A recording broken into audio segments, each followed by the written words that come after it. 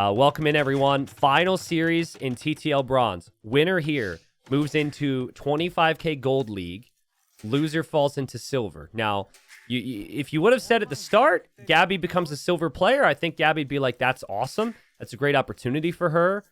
Fire's the one who you'd look at based on his career and say that maybe he would be the bigger disappointment if he were to fall into Silver bracket. But it's an interesting one because even though they're from the same place, even though everyone knows them very well, they're so different in how they play the game. Fire's more economic. Fire tends to wall up a little bit more. And Gabi is just like kind of the anti-meta player. She likes to go forward. She likes to be aggressive. Her idle TC might be collectively higher than every other player that you will have watched. But she's killing so much, and she usually takes so much map control. So she is like full send. She is the embodiment of tournament energy, as I like to say. And she's got some strats cooked up for sure. I know she does because I remember what she did with Armenians before. So what she did with Armenians before, this was against FedEx in the second round, is she went galleys on the water, which is always a good opening to think of on the water map, of course. But in Castle Age, guys, she built a church on this side. And she built a church on this side. So she went double church. So like one vill to both sides to build a church in Castle Age. And then warrior priests to attack on either angle and basically protect the golds. What she also did is she picked up the relics really fast. But basically her whole strat, I think, is going to be around keeping fire off of this gold. Which, you know, isn't a bad strat. Like that's a big thing here with Shoals. Now, what I think Fire likes to do is Fire doesn't take any risks. So he's going to like wall and he's going to take this gold. He's going to take this stone. He's going to take this stone, this gold. And he's going to turtle. And I think he's going to have a crazy economy. And if you have a really good imp timing with good clean economy, you can push all that stuff back. But it's like, does Fire know that could happen? Will it happen? And we had some drama here to start the games as well. Like, we had the wrong map picked. One player was claiming the civ needed to change or shouldn't change. Like, there was definitely a little bit of spice, okay? And where I grew up, I mean, we didn't have any spice. So, you know, I'm not really used to the levels of spice. Brazilians probably used to it, right? Their food's at least pretty spicy down there compared to what I'm used to. But, yeah, it was not exactly what I wanted to see at the start of the series, but it adds to it. It definitely adds to it. A little bit of drama adds to the excitement here for the viewers watching. So, no sugar and spice, everything nice. We had plenty of sugar. Plenty of sugar. Just not a lot of spice. So, Gabi's built the first dock here. And Gabi will probably go for 2 docks. That's just my prediction because if she was going to stay on 1, I think she would have built it near this fish underneath the tower. Fire has a civ that's pretty set up for fast castles. Not necessarily guaranteed, but Italians have done that more often than not. And is just choosing to dock there for now. Now, Gabi pushed in some deer from the outside. There's some extra groups of deer. She pushed in 1 or 2 from out here. And then the initial group of 6 she kind of saved. So that will be more food for her. Fire maybe looking for other groups of deer as well. There's deer here, for example, if he wants to do that. But he finds his gold. He doesn't actually see his other 2 tiles of gold. So that's the first time he's seen any of his golds, which is kind of interesting. And Fire does have Feudal in queue. So Fire's going to go fast Feudal here. Super fast uptime to try and get some stuff out of water. And I think Gabi will do the same. So they're both going to consider the second dock, both going to consider galleys. Gabi's gold. Oh, she also doesn't see this gold. Now, this is pretty late as well, right? Like, this gold being here is much safer than the other one, but she doesn't see it because she's been pushing deer. So she will have to head over to this gold, which is a bit more exposed long term. But yeah, Gabi, just so fun to watch. I just think this map is going to be a little bit more relaxed than some of the other games we're going to see. Thanks again, everyone. It's been great. Like, seeing my chat all hyped up like this before the series was crazy. I was just sitting there staring at screen, dealing with the admin stuff, and everyone's like, oh boy, here we go. This is going to be a classic. It's be a good set. A reminder, after this, and I guess for people on YouTube, the videos will come too. We will have the group draw for silver, for gold, and also for platinum today. So you'll get to know what those groups look like with all the different groups. Will be about 2 months until the seasons actually start, but it'll be fun to see that. Fire hitting Feudal Age a little faster here. It's cheaper for Italians to do so. He would love to find some hits on that scout. Looks like he didn't see it. It's kind of weird how his scout had the opportunity to chase that down. I think Gabi will be happy to get away with that. But just 2 docks there for fire. Galleys are on the way. And Gabi's going to go 3 docks. Interesting. So I personally, I like the build-up from fire. This is exactly what you would expect. Fire doesn't over-invest into attack. Gabi goes crazy into investment on armies. Fire's just 2 docks. Pretty smooth queue. Like, Gabi's got 3 docks, but she can't even queue out of every one yet. I guess she can now. But consistently queuing out of 3 is not going to be consistent. Fire's got walls. Fire's got structure. Fire's looking pretty good here, and he goes for the blacksmith. Fire gets a nice hit there. And Fire's galleys move in, and they run right into the tower, which is not the start Fire would have wanted. He also he doesn't know the Fisher over here either, so he's going the wrong way. That's good for Gabi. If Gabi wins out in gold, does she also go to platinum? Yeah, I mean, for anyone, if you win this series, you go to gold. You have to remember the way that groups of players operate, though. Anyone who gets promoted to gold from this bracket is immediately favored to get relegated out. Like, it's an immediate switch because there's some big names there. So, but yeah, if you make gold and then you can get promoted from gold to platinum for the following season. Which would be January of 2027 then, right? I think that'd be crazy story for someone to do that, but it is doable. I guess for this season into the next, like maybe someone like Jordan, someone like Sorakuma, you could think that they could be on the trajectory to eventually make it into platinum. So galleys are here from Gabi. And Gabi is investing more into water right now. But it's game number 1, and they're both going for ships, so you want to win out on water as quickly as possible. Both players have fletching. Gabi sees that one ship is weak, gets the snipe, but Fire's got the numbers now. And nice micro from Fire. And Fire will take that. I think that's completely fine. Honestly, the big thing for me here is what are their ecos looking like? And Fire's got structure to his base. He's got houses. He's got the mill up. He could start to farm. Like, Fire's in a pretty good spot.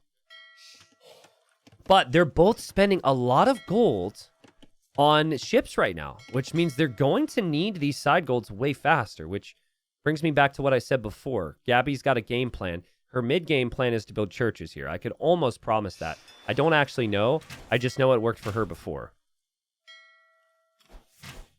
Good old galley micro here. Yup, there was a time where Fire was considered the best water player in the world. Masters of Islands used to be a tournament. Fire was extremely good there.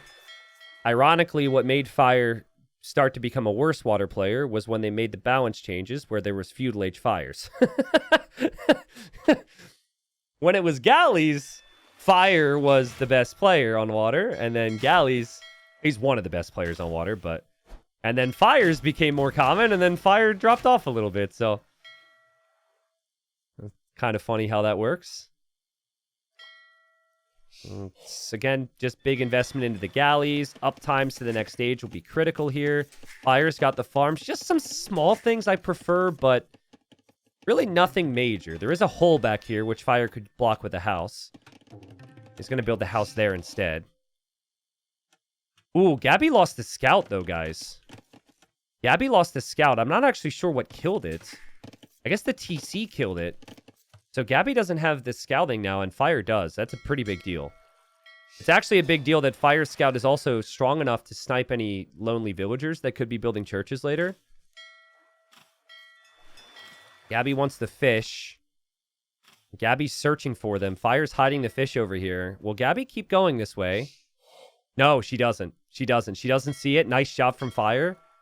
Now Fire's running this way, looking for Gabi's fish. And the sea tower's there. Fire's going to dive underneath it. It's a little risky, actually. This might not be worth it for Fire.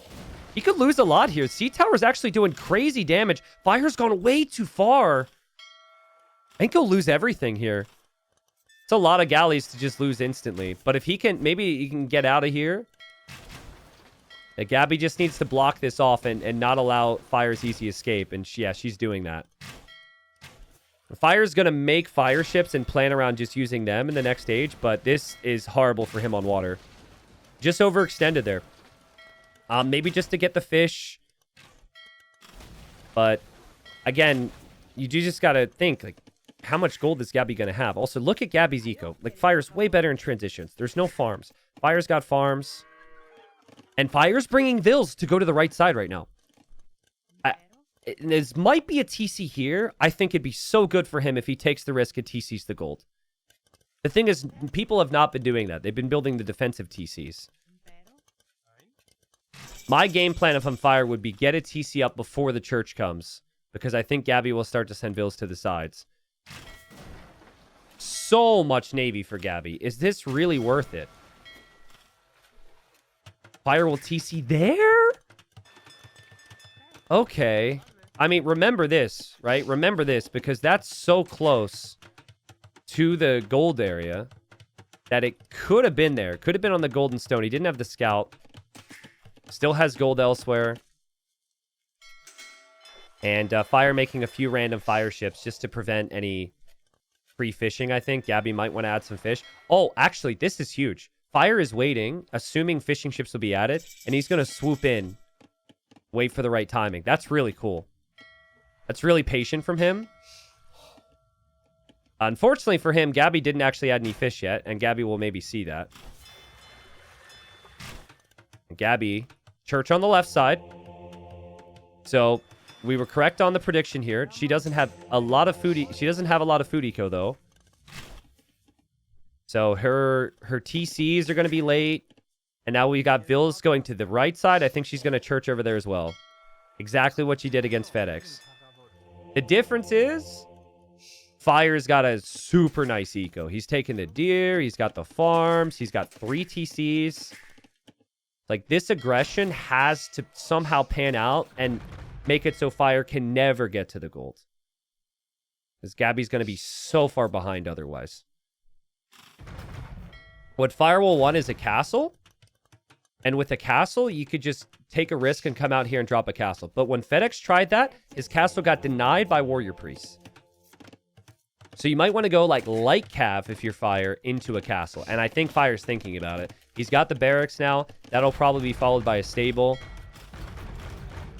Fire is still hoping to prevent the potential of any fish. So still lurking around. I like what Fire's done here. But this could get really difficult to play. His sea tower will go down. The demo for Fire lands, but that's still not nearly enough to compete on water. And he'll lose his dock eventually as well. And he lost his first Vil over here. So Fire scouted this church. That church is up, so that side he can't get to. He's now over here, and he sees... his villager died to the warrior priest, or maybe the galleys. Now Gabi can add fish. Gabi did lose the villager down here to Fire's scout. Nice play from Fire. Another church coming up from Gabi. And the TC from Fire just looks so bad right now. I mean, the fact that it's so close to the water is even awkward. Look at the amount of military for Gabi. Another demo from Fire. Oh, that's a sick demo. But he's going to lose his dock. So he can't make more. And soon Gabi could maybe pressure this TC with Siege. Again, still not a very healthy eco for Gabi. She doesn't have the food eco she wants, but it's actually not been as bad as I thought. Now another church from Gabi. These churches build incredibly fast. I've made videos on it. Also, fun fact about the churches, they do as much damage against buildings as castles do. Yes, castles. Very strong. Obviously, you can garrison like warrior priests, villagers, monks in them. And they just go up so quickly. So unnaturally quick. And Gabi, this is her game plan. She's grabbing the relics. She's going to have the outpost on the side. So if Fire ever tries to make a move, Fire will be in trouble. And Fire is pushed off of the stone by the church. The warrior priests are here. Gabi's going in. She's going to build church number 4 right now. And this is supposed to be safe eco for Fire, but it's not going to be safe. Oh, we got a castle from Fire on the right side to try and get some control. Gabi sees it. Gabi sees it. The warrior priests are here. There's not a lot more from Gabi, though. Panic TC from Fire as he's getting churched and monked and priested? Whatever. Fire has to complete this castle. This is a good castle from Fire. I think if he completes this, he could take more stone. He'll shoot down some of the churches, and then he can maybe take the gold. So Gabi needs to reposition. Here, there's a siege workshop from Gabi. This is crazy aggression, man. This is crazy. But yeah, this was not the plan. The plan was not to give Fire any type of control here. Actually, I haven't had market events all game, or all day. What is wrong with me? Yeah, Fire had to use the market for that. Genoese crossbow are good for now. I mean, it's a range unit. It could be good against the priest, maybe. Gabi might need siege or something on this side, but she made the siege workshop here. I mean, Fire's eco here is kind of unprotected if the siege starts. There's just so many different things Gabi has to look at. And then she also has to look at her own eco. She can't forget about that. But she's got stone. She's got gold. She's got some relics.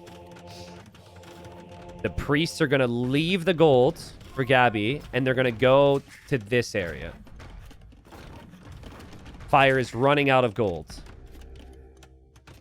Gabi is going to even stonewall this area so Fire can't come take that gold easily. And is pressuring the TC. Fire needs a TC here fast on this side. Like, I think this is maybe the last opportunity. Wouldn't surprise me if Gabi drops a castle somewhere soon. Gabi is going to come from the left side to drop a castle on Fire's face. But now there's a knight from Fire on the siege. Gabi wasn't expecting that. The siege will get sniped. Fire's coming this way with Genoese crossbowmen. Gabi's going to wall this out because she has no defense at home for that. So panic walls from here. This is the chaos we wanted. This is the chaos we expected. Knight gets converted there. So now that knight could be a problem. Here come the vills from Gabi. Dude, this is so crazy, man. I really wish Age of Empires was like this more frequently. This is so crazy. I think it's safe to say that the game plans for both have been good. Fire has blocked the wall with the scout. Fire stood in the hole. He has blocked it. And okay, he's still kind of walled out, but he gets some good damage. And now Gabi says, hello! And now Fire says, hello! But no way. This is horrible for Fire. I think it might be the reaction that I would have as well. But Gabi doesn't bring 5 villagers, like a certain name we could mention. Gabi brings everybody. 17 villagers. Castle's up. Fire's castle is going to have to go up. Oh, God. The Genoese crossbowmen are through. Gabi's mangonel is there. Okay, Fire's does go up. He will try and make petards now. Gabi might not be finished. Fire's still not taking this gold. Still no TC here. Another siege workshop from Gabi. Fire's microing against the mangonel. Might be short-lived, but he's getting good damage done. And Fire's going to drop a castle here now. He's going to try and get another castle up. This is castle 3. He's used the market for it, though. So he's spending his gold to buy this, which I think is important to bring up. Gabi's got better food eco than Fire now. It's still not great, but it is, like, working. And, okay, Fire's castle goes up. So Fire's got 3 castles. How much gold is he actually mining? Okay, he'll take this gold now. He was able to escape over here. Gabi is not anywhere near the Imperial Age. She is also making petards. She is also bringing in rams, but it feels a little late. Like, Fire instantly made petards and already has the ram here. So I think Gabi ends up losing her castle. I'm pretty certain on that. And then she'll have no castle. She does snipe the ram. She does hit with the petards. Hold on. Fire, fire, fire. Careful. If Fire also loses his castle, that's a good trade for Gabi. She's attacking the castle right now. The Rams are here. She's also attacking the villas from Fire, which are like half repairing, half attacking. 700 HP for Gabi. 80 HP for Fire. Fire loses his castle. Gabi stays up. Gabi's actually stays up.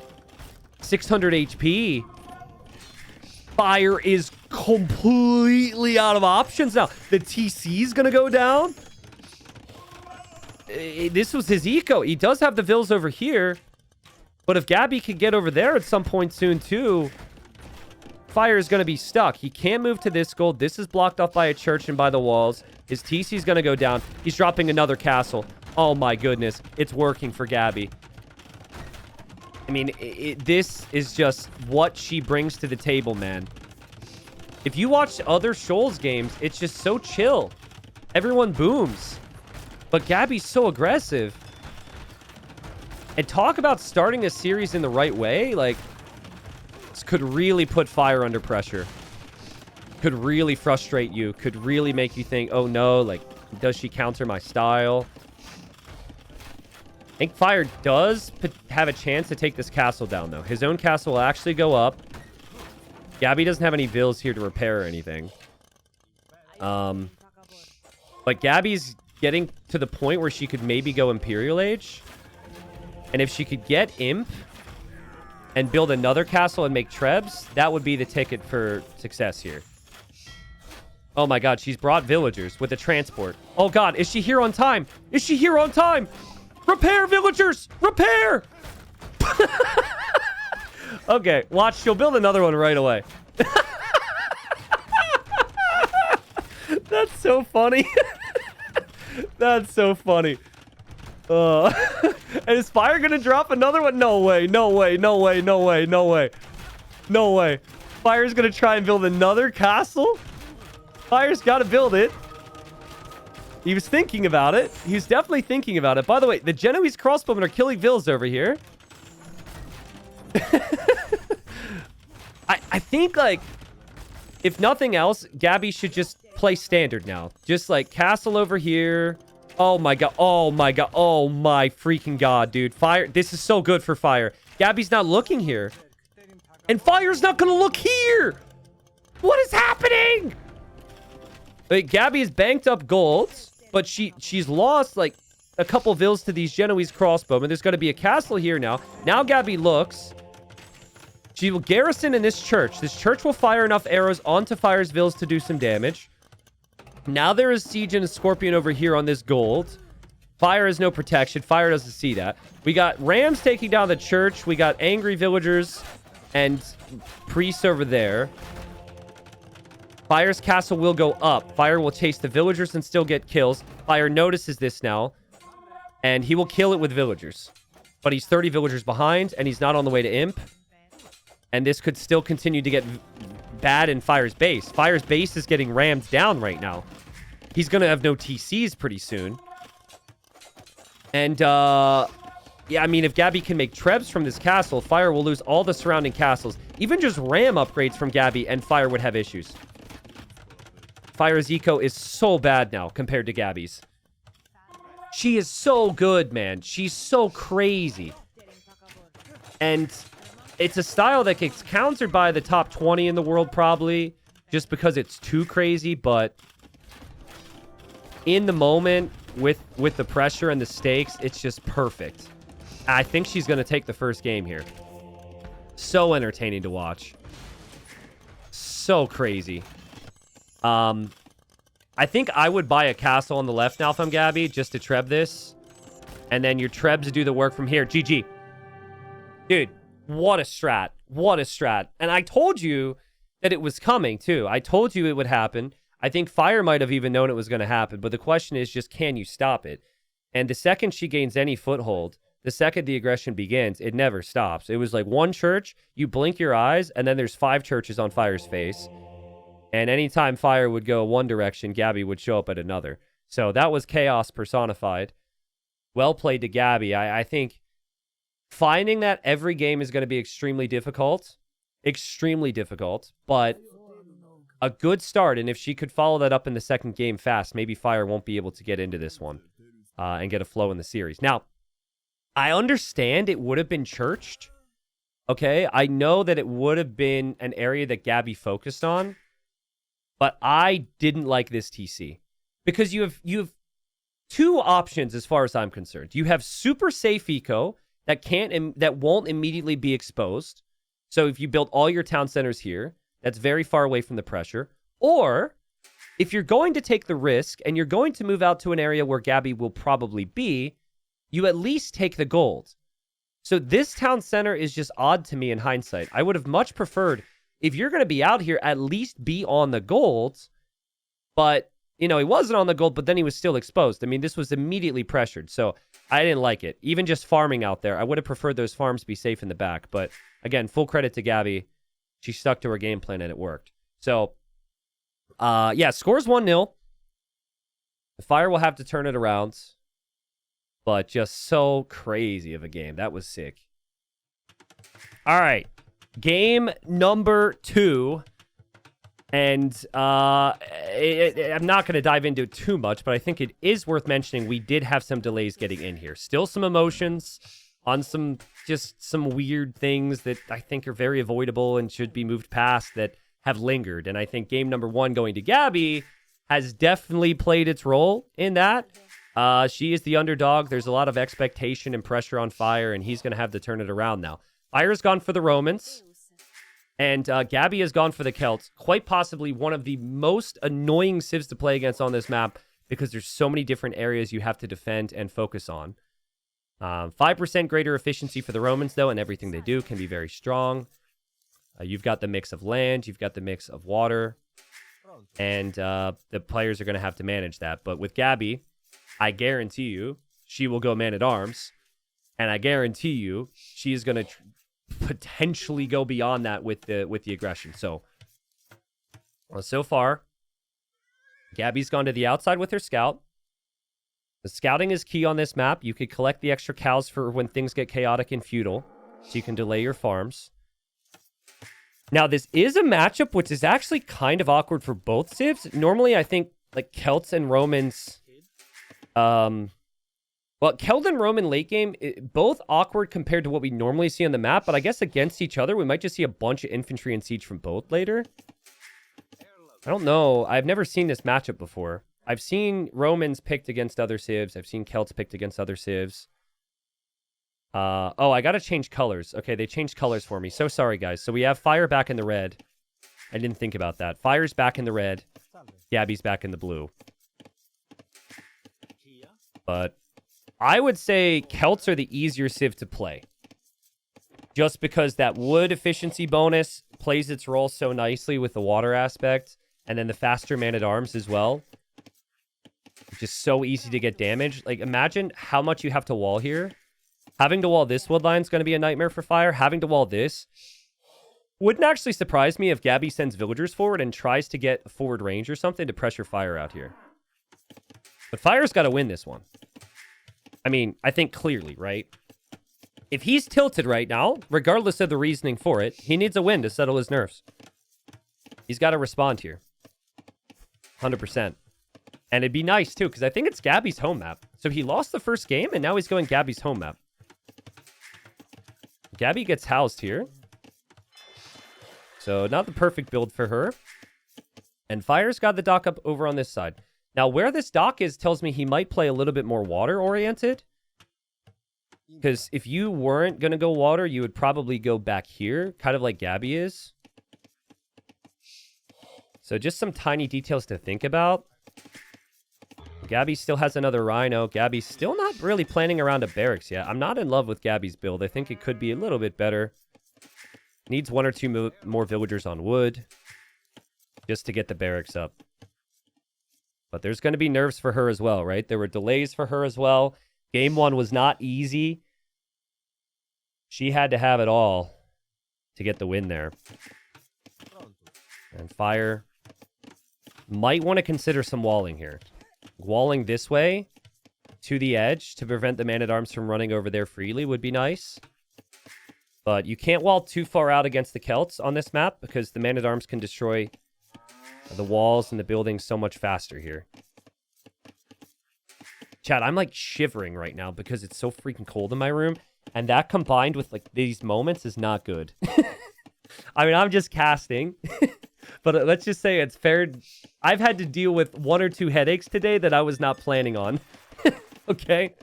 T90, you live in Florida? Yes, but I need air conditioning because of the heat outside. And then my PCs are running, so it's a tough balance. If I go outside, I'm not going to be shivering, though. Maybe that's what I'll do. But yeah, thanks for the love. It warms me. It will improve things. Thank you. Gabi's scout coming into Fire's town, looking to see what Fire's up to. Fire's got the barracks going up. I expect this from Gabi, though. That's what I thought. You think Celts, you think Man-at-Arms. That's not what she's doing so far. She's on the way to Feudal Age. She didn't see the barracks yet from Fire. And Gabi's on golds.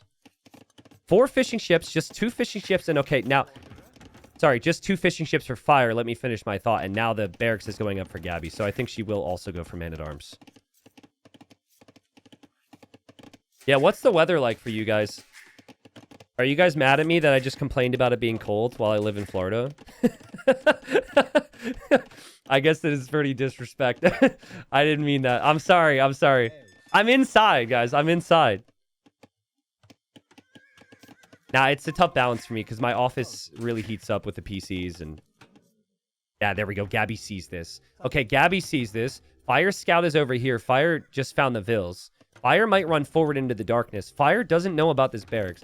You do expect it to a certain degree, but like you gotta scout it. If Gabi were to meet this in the middle, Gabi could kill it. Fire is going for the wall that I was expecting. Man, it's cold for some of you guys. It's so freaking cold. Gabi's locked in. She is locked in right now. And I think Fire realizes he's been spotted, and Fire is also looking... Does Gabi also have the militia? And yeah, Fire sees it. So Fire's kind of backed away for now. So there's the potential for archers. There's the potential for navy. There's the potential for sneaks. There's the potential for a lot. But Gabi, I think she believes Fire is coming to her base right now. And so Fire being sneaky is actually good for her. Look, she's concerned. She thinks Fire is coming forward. Fire is actually, but he's going around the left. So this is actually kind of nice for Fire. Now Gabi's going to go to the outside. See, Gabi is abandoning this wood line because she expects the pressure there, which is smart. She does have a lot of cows. So she doesn't actually need to do much more. She's towering the outside. She will probably attack Fire on the outside. Fire is towering the outside because he's expecting pressure there too. So neither player can tower anywhere else for now. And Fire's army still not found. Gabi's army still not found. Crazy, crazy tension in the air right now. But 4 fishing ships for both. Fire galley will come out for Fire. Gabi will eventually do the same. Gabi did go to stone. She didn't build a mining camp, but you might not even need to. I think planning around another tower is good. Knowing Gabi, she might build a forward tower on the other side of Fire's wood line. Fire's Man-at-Arms are being too sneaky. They're over here now. Fire will look for the dock. We'll find the dock villager. And dock villager has just finished the fish there. And now his time has come, I guess. Gabi, no, we'll wall him in. Nice work. Does Fire realize the Man-at-Arms are looping this way? I think he does. Fire is finished the wood line at least, so the timing has worked out. So it's kind of tough for Gabi to find damage there too. Villager is safe here for Gabi. Gabi's archers are not on screen to deal with Fire just yet. But they're actually over here waiting for Fire. So really well played from both. This is not an easy map to play. There's a lot to focus on here. It's really close. I mean, even on water, Fire's got that fire ship, but Gabi will have one here soon. It's just tougher to chase down the Celts. Chasing down the Celts is so difficult. And there goes Gabi. Guys, you just know what you're going to get with her. She's trying to tower behind Fire's wood line now, and now Fire's trying to wall this, but Fire, it's a risky move, and the villager's exposed. Fire will aim to get the quick walls down, and Gabi's on the prowl here. And I say that, and she's actually just microing her archers, so Fire escapes. Nice job from Fire. Fire does not see the villagers, though. So that is going to be a tower behind Fire's wood line, which he's not ready for. Archer count for Fire, though, is still pretty decent. So far, he's just been sitting at home, but he is moving out now. And Fire loses his... Well, he kills an archer, which I think is good value.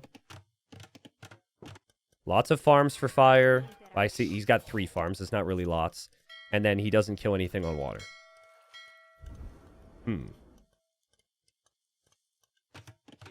Also, side note, I shouldn't talk about it.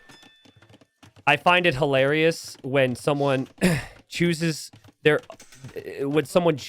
complain about the mods and then they instantly get timed out. It's like, my mods are awesome. No one else is having an issue. What do you think's gonna happen? See you later, though. Or maybe not. Okay, tower's up. Tower's up. Chat is a more comfortable place. Fire's woodline, far less comfortable right now. Look at the wood situation for Fire. You spend your wood as quickly as possible on farms and archers and range units.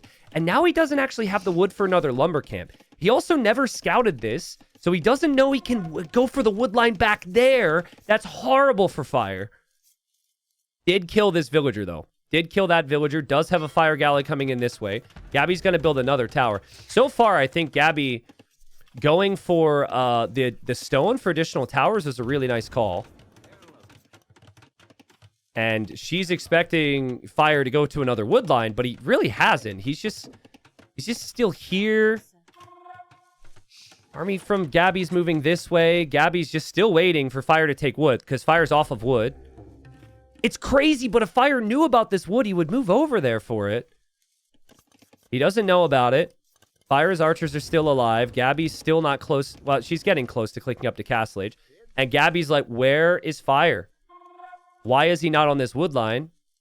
And she sees it. She sees it. That's exactly what she's been looking for. She sees it now. There's weak villagers here, and Fire sees that she's here. And Fire has some work to do now. He is on stone somewhere to build a tower, but like this is still some crazy pressure from Gabi. Don't know where Fire's archers are. Fire's archers are moving home, but the wood line's getting pressured. And he will build another tower just to protect the other side of that wood line, and he's holding on, barely. He is on the way to Castle Age. He doesn't have a market, which might end up being a factor. He can't really balance his resources easily. And usually, Gabi's going to see this tower, and she's going to build another tower to just shoot that down. She might also want to go for siege. She might even want to go for a castle, honestly. Fire's been able to manage things. Fire's archers will back away. She's keeping Gabi honest. Or he's keeping Gabi honest, rather. Lots of food for Fire. Not a whole lot of wood. But these vills will all drop off wood. I feel like a couple knights would be really good for both players in Castle Age. If they can get there. Still on water, it looks like Fire just has a little bit more focus there. Might kill the fish. Let's see. Gabi sees Castle Age is in for Fire. Has the army still looping around. Fire's very defensive here at the start of Castle Age. He doesn't have a lot he can do. I don't know where Gabi's sending these vills, but Gabi's crazy, so you could expect anything. She's coming this way with an army. There's still not a lot that Fire can do. Fire's sending archers this way. He's getting crossbow. He's getting bodkin. Gabi will attack from this angle. Gabi's vills are outposting there. Gabi's building another tower to protect her gold there. And Fire's getting hit with this army. Finally, Gabi gets a villager kill with this army. Fire's low on gold now. Okay, finds the wood line. He still doesn't know about this. He still doesn't know about the stone and the gold. That's crazy, dude. The tower goes up. Gabi saves the vills. Fire sits underneath the tower. Fire needs gold now. Fire is killing this off. Still wondering what the situation is going to be for Gabi with these villagers here. Feels like a siege workshop. She would be the type to do that. She's defended at home. She's sending her archers around. I don't think Fire knows about this army. Gabi's completely forgotten about this army, though, which is not good. Second TC for Gabi. And archers for Gabi. Find the villager pick on the left. Man, there's so much happening right now. Feels like a slight lead for Gabi, though. Now Fire's villagers have to find somewhere to go. Okay, he did find the stone. Dude! Fire needs gold, bro! He can't find the gold! That's crazy! I mean, in some ways, you gotta scout, right? But also, a lot of the time, you're just gonna naturally discover these things. That is just extremely unlucky. Extremely unlucky. He sees this gold, but now there's a siege workshop from Gabi, and Gabi could see any move that Fire makes. Gabi still has the crossbows over here as well. Gabi has the crossbows here. Fire is going to struggle. Fire has no army. He's on 3 TCs with very little army he could do much with. Everywhere he goes, he'll be spotted by Gabi. Gabi could see that now. Fire will run back because he knows he's been spotted. There's crossbows here. There's crossbows that could enter here. And okay, Fire found gold. He found gold. He found gold. So that kind of saves him a little bit, but like he's got a lot of work to do. He's building a siege workshop here. And this siege workshop doesn't protect the outside that easily, right? Now, I just wonder, can Gabi find the chill? Can Gabi add eco and just boom from this position? Or is she going to go YOLO all in to push this? It's tough to push and boom at the same time, which is why she just goes aggressive. And I think if you're Celts and you see the towers, maybe you do want to be aggressive here and just push that down. She's actually in a weird spot where one knight could clear up all her siege, though. No horse collar for Gabi, no bow saw for Gabi. But that's kind of common for her. Look at that micro. That's crazy. She is so locked in right now. How did you notice that? Look at the confidence. Whoop! See ya! 2 different groups. Also has the siege here. Also has more crossbows coming forward on this side. And that tower is going to go down fast. Very fast. And the villagers need to come in to repair. Yeah, that tower should be down. The repair villas needed to be there, though. If Gabi loses the siege, she'll be disappointed, and she won't lose it. I think she did lose track of this. This is maybe Fire's way back. There's crossbows over here from Gabi. Fire will have siege on both sides now. He'll have siege near this TC and siege over here. Fire has the eco lead. Lost the cab archer there. Does Gabi actually see Fire's crossbows? The outposts seem to be missing it so far. Guys, it's the reason you don't go for this many armies and you go for eco is because you take one bad fight and you could just be dead. The Gabi's gonna have to make the most of every engagement. Okay, she sees a castle's going up there. But I think Fire will be okay. I think he'll be okay. He's got enough siege here to at least get that castle up, I would assume. Big shot from Fire. Big shot from Fire. He takes all the siege. He takes all the siege. He'll drop a castle. He's got 3 town centers. There's a sneaky crossbow army here as well. Beautiful job from Fire. Nice stabilizer. I thought he was in trouble there. Great job to do a lot with very little. And if these crossbows come in from a very unnatural angle, they could catch Gabi off guard as well. I actually think Centurions is a pretty decent play right now. The unit has good stats. You needed a cav unit or something. Some mobility for once. So that might be the main unit for Fire. They're pretty expensive. But I love this from Fire. See, Gabi's never expecting this. Fire's going to find this stone. This could still be a really long game where Gabi has a lot of map control, but Fire's economy is looking much better with upgrades, and Fire's found the damage. Had to loop the whole way around. That whole way around. Gabi's outposts were supposed to never allow this to happen, but Fire was just able to run past up there. Nice snipes for Fire. Vill count is even.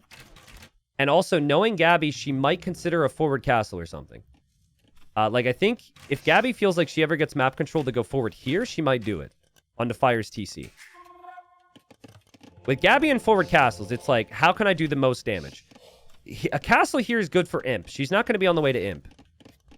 But here she's got a big army. So I could see her sending Vills forward. As long as she still has the control. Fire's bringing the siege back. That's a lot of Scorpions. And a big shot from Fire again. Crossbows are just not a very good unit long term right now for Gabi. She's going to castle there. Monastery's up for relics. Fire wants some snipes. Gets another one. Crazy game. Crazy, crazy, crazy, crazy, crazy game. Crazy series. Again, guys, like, if you're tilted, you got to work through it. And Fire clearly was in between games. You got to work through it, man. And if you work through it, and maybe relax and feel some confidence, and then win the series, send yourself to gold. Centurions are here, killing some Vills. Centurions, again, pretty tanky unit. This is before Bloodlines. They have 100 HP, 110 HP. The Fire does lose a unit, but he kills the monk, backs away. We'll drop another castle over here. That should go up. And finds the crossbows perfectly along the cliff. Oh, man. Beautiful find there from Fire. The thing that's surprising to me is his idle TC time right now. That's a little bit unlike him. I think it's because of the chaos, but he has the food floating and his TCs are still idling. Maybe part of that's intentional. I don't know. But in Gabi's case, she has not had the same amount of resources coming in and like food. And she has really low idle TC time. So I keep waiting for Fire to gain a villager lead, but that's not going to happen at this rate. I think what I would do as Celts here is I would play Hal Bonager, which is a pretty crazy comp, but Romans and Celts both don't get bombard cannons, and then the other's really good at siege. So they arguably both could go Scorpions, but I think like just Onager as Celts. T90, how do you approach a player like Gabi when you're similar elo but don't have super consistent plays like the top 20 players? Well, you do it exactly how Fire has. You take the economic options, you get to the TCs faster than her, and you try and defend in some key moments. So it's kind of... Fire's approach has been how you have to play it. A little counterattack as well. Sometimes when you're up against players that are chaotic and you never counterattack, that's your problem. So counterattacks are key as well. So Fire's counters have been good. But his macro has just not been, man. It's like, to me, it feels like his TCs should not be idle. I wonder if he doesn't have his TCs on control groups right now. Like, look, this TC is producing. This TC is not. Sorry, I don't want to be, like, particular, but I'm just looking at, like, the all-time production on some of these TCs, and it's really low. I think he wants Imp. I guess that's why. So he's definitely doing it on purpose now to get the food for Imp. Ooh, and a really nice raid here from Fire. Okay, so he gets the raid. Gets some kills. Awkward for Gabi, but I think she can probably deal with this. Imp is kind of tricky when you're really far away. I feel like you don't need to rush Imp unless your castles are next to each other, so we'll see if Imp does a lot for Fire immediately. Gabi's still with an army on the backside, just doing what she can to harass and annoy Fire, and oh my freaking god, dude. She cannot help herself. Gabi, you can chill. You can chill. You can place defensive castles and play Imperial Age. You have arguably the better civ. You do not need to do this, Gabi. She says, actually, I need to have less chill than I already had. I'm going to place the castle even further forward. Thank you very much. She's got 2 woads here, man. It's not 2.5 men. It's 1.5 woads. Like, bring an army. Like, bro, oh my god. This is so, like, maybe unnecessary, but it could maybe win the game because it's crazy. Meanwhile, Fire's over here attacking underneath the castle. Lots of Centurions around. Gabi's castle's not going up, guys. It's not going up. That's a doubt castle right there. There's Knights from Fire. There's a tower from Fire, excuse me. And Fire's Centurions are doing well. Fire will be an Imp. He's got a nice army. The castle's denied at 75%. And Gabi when she sees Imperial Age and that castle's denied, is going to feel like maybe she's just thrown away a bit of a lead. I don't know if she has had the lead, though. Fire's had a really nice economy. Centurion raids have been everywhere. And she deletes the castle at 75% as well. So she gets, like, a little bit of that stone back. Yeah, that's a problem for someone like Gabi. You should understand that this is going to imp, and your civ is maybe better if you get to onager, and you can just play defensive castles against the raids and be okay. Defensive castles anywhere, really. But that's not in her DNA. Her DNA is to be aggressive always. Now, Fire makes it to imp. Just passing. Fire makes it to imp. He can't immediately benefit from it. I mean, he will make a treb, but the treb's actually going to be having to walk a pretty long distance. Also, chain barding armor. The castle age armor upgrade wasn't even in before, so he is an imp still with just that. Has to click the next armor upgrade, but still a pretty good spot. Fire doesn't have any relics or anything, and Fire's going to need gold, guys. All this gold in the back is going to disappear soon. He needs this area of the map. I'd like to see him come forward and build another castle. But man, so many raids from Fire. So many Centurions around the map. He's done such a good job at that. And Gabi's just been making Woad Raiders and Monks. And Woad Raiders are fast, but they're not nearly as tanky. And Monks are just so tough to control. Fire's doing so much damage with these raids. Look at the idle time for Gabi right now. Look at all the farms that are idled. The Monks are not enough. She needs pikes. She needs halbs. She needs something here. If Fire's still got an army back here. That allows Fire to cook up at home. Think about coming forward with the trebs and the castles. Gabi still 30 seconds away from imp. And we have legionaries for Fire. So he knows it's going to be pikes from Gabi. Legionaries are great against the pike option. I do like the walls from Gabi. I think it's extremely ambitious, but if she could somehow full wall this side, that would be really nice against the raids. But that's tough. There's a lot of stuff going on right now. 150 pop for both players. Fire with the lead, but I think Centurions are going to disappear slowly. There's a castle from Fire now. I think Halb and Siege is the best comp, arguably for both, but definitely for Celts. Looks like Gabi wants to go Scorpions. Also, look at Gabi's vision, guys. She could see some of this. I guess she's lost a lot of the houses, but she sees it's Legionary. So that's why she's making some of the Scorps. She's just done such a tough job killing these Centurions. They're just still here. It's the same group. It must be so frustrating.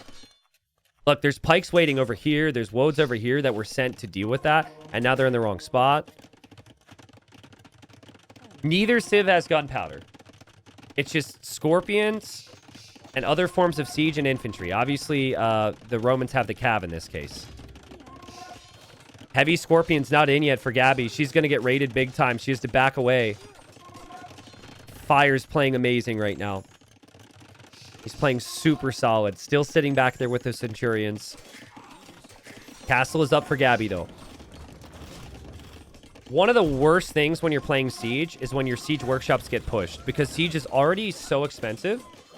Losing your Siege workshops takes you so far away from the wood you need for your units and your upgrades. Fire will be very happy with that. Kills a couple Scorpions. Takes down a Siege workshop.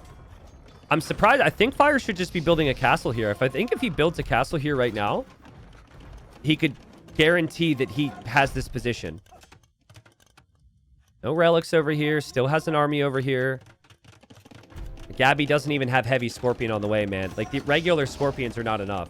She actually got Siege Engineers before getting heavy Scorpion. Both are pretty expensive.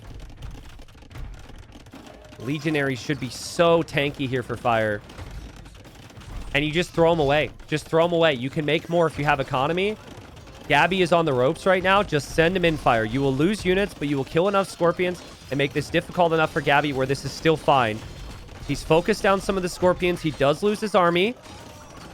Risky, maybe. I still think it's the play, though. The only thing I'm missing from Fire is a castle here. I like this. He's got legionaries over here raiding. There was a hole in the wall. Maybe more centurions for fire. They're tankier than the legionaries. He sends those in after the scorpions. He'll snipe the scorpions. Gabi's still repairing this castle. The raids are over here. Gabi doesn't see it. Gabi does not see it. She's taking heavy losses on both sides now. And it just feels like Fire's got the momentum in him. Trebs, legionaries, the occasional centurion. And he should have a crazy position if he drops the castle there. And there it is, finally. And GG. Fire turns it around. Settles his mentals, hopefully. And we have 1-1. Great job from Fire. And here's the big thing. That was Gabi's home map. So Fire lost the first game.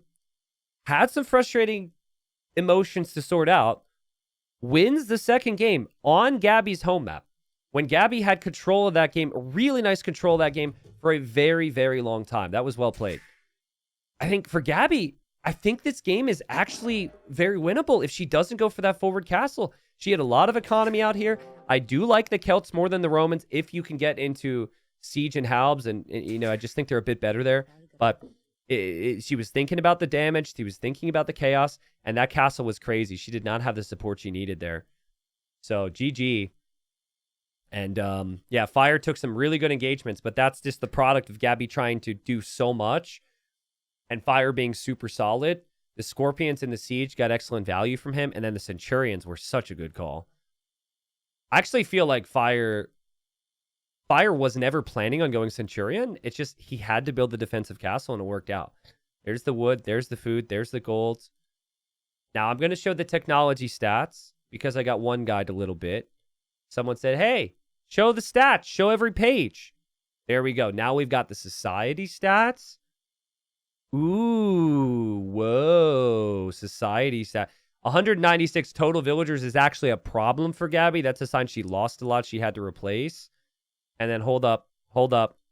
Whoa, dang, man. Woo, super speedy. Yeah, they're about the same speed. Their speed translates into different things in the game.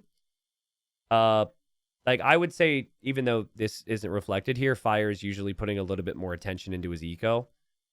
They're very evenly matched players here.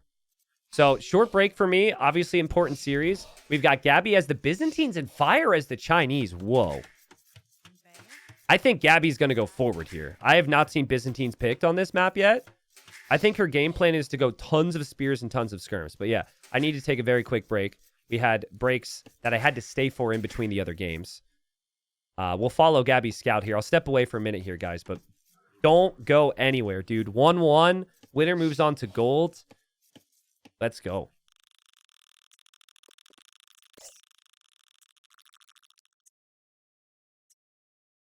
All right, I have good news. I left, and we lost some viewers. This makes me so happy. Nothing worse than coming back after doing nothing and actually having more people watching. So thank you to the couple people who left. You're making me feel pretty good. So Gabi, this is a civ that has no eco upgrades. This civ is like full vision and full cheap army in the mid game. But it's like not the type of army you usually see on this map. It's cheap camels, it's cheap spears, and cheap skirms.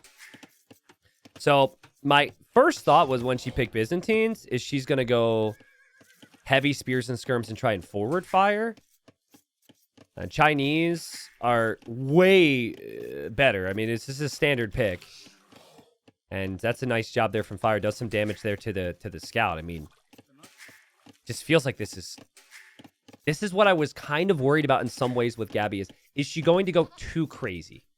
Is she going to lack faith in it, games going on for a while and managing things against Fire? Chinese already have the more resources collected, but Gabi is on the way up. She's going to go man-at-arms. Okay, so I'm doing the math. I don't actually think that she is going to be able to get any eco upgrades here. This is almost too fast. If she wants man-at-arms, I don't think we see double bit. She'll see the wood line there from Fire. Fire's got a pretty good map to wall up. And that's what Fire likes to do on this map. He likes to go scouts. He likes to go walls. He likes to chill. But no one is expecting man-at-arms from Byzantines. The Fire didn't see the gold. That's crucial. And also didn't see the barracks. So Gabi will have an opportunity to surprise Fire here. Fire might not preemptively wall anything because he's just not expecting it. No one does this. No one goes man-at-arms with Byzantines with a pre-mill barracks and, like, walking back and forth to get the gold for man-at-arms. Yeah, so she just wants enough gold for man-at-arms, and then she's stopping. And then she's going to go spears, I think. Or, like, skirms or something. Yeah, let's see Fire scouting now. So that barracks is kind of a normal time for spear skirm. Fire was definitely expecting spear skirm. Notice how Fire thinks he has the time to go for a full wall, maybe. You have to walk so far as well with your pressure on this map. So that's another reason why man-at-arms is never seen. Fire doesn't see anything. He's coming to look for that archer range, which is going to happen. He's looking for the range, guys. He's not looking for anything else. Okay, Fire's getting attacked, and he does actually see the man-at-arms. Could be worse for Fire, especially if he saves his villager. This would be amazing. But Gabi's blocking, Gabi's attacking, and Gabi will kill the vill. Yeah, Fire just gets immediately pressured. The full wall game plan is out the window, and the archer range is up. So Gabi gets what she wants. But remember, no eco upgrades. Her eco is rough. This is painful. Fire doesn't know that. Fire doesn't know that. Gabi's there with 2 villagers, which Fire hasn't seen yet. I think Gabi wants to tower that wood line. Fire seems to be looking right now. And the villagers are over there. Fire sees that. But he doesn't know the range is there, funnily enough. So the vills are just going to build a house there? But Fire not knowing about the range is interesting. Spearman needs to be forward to protect from that scout. Fire scout is actually strong. Fire scout might actually attack this. He's bringing spears as well to fight off Gabi's vills. See, that's what I do when I play against Gabi. I try and kill those vills as quickly as possible. Because if they're around, you're going to have issues. But the thing is, she's really good at saving them. The scout is weak for Fire now. There's now a skirmisher here. Fire is building a gate. Is trying to wall. Fire loses his scout. Fire has basically gone spear defense against the vills. Does have skirms here. Does still have way more resources collected. Does have eco upgrades. And he is Chinese. Fire is okay still. Just really wants the villager snipes. He'll get one. I don't know if he'll be able to get the other one.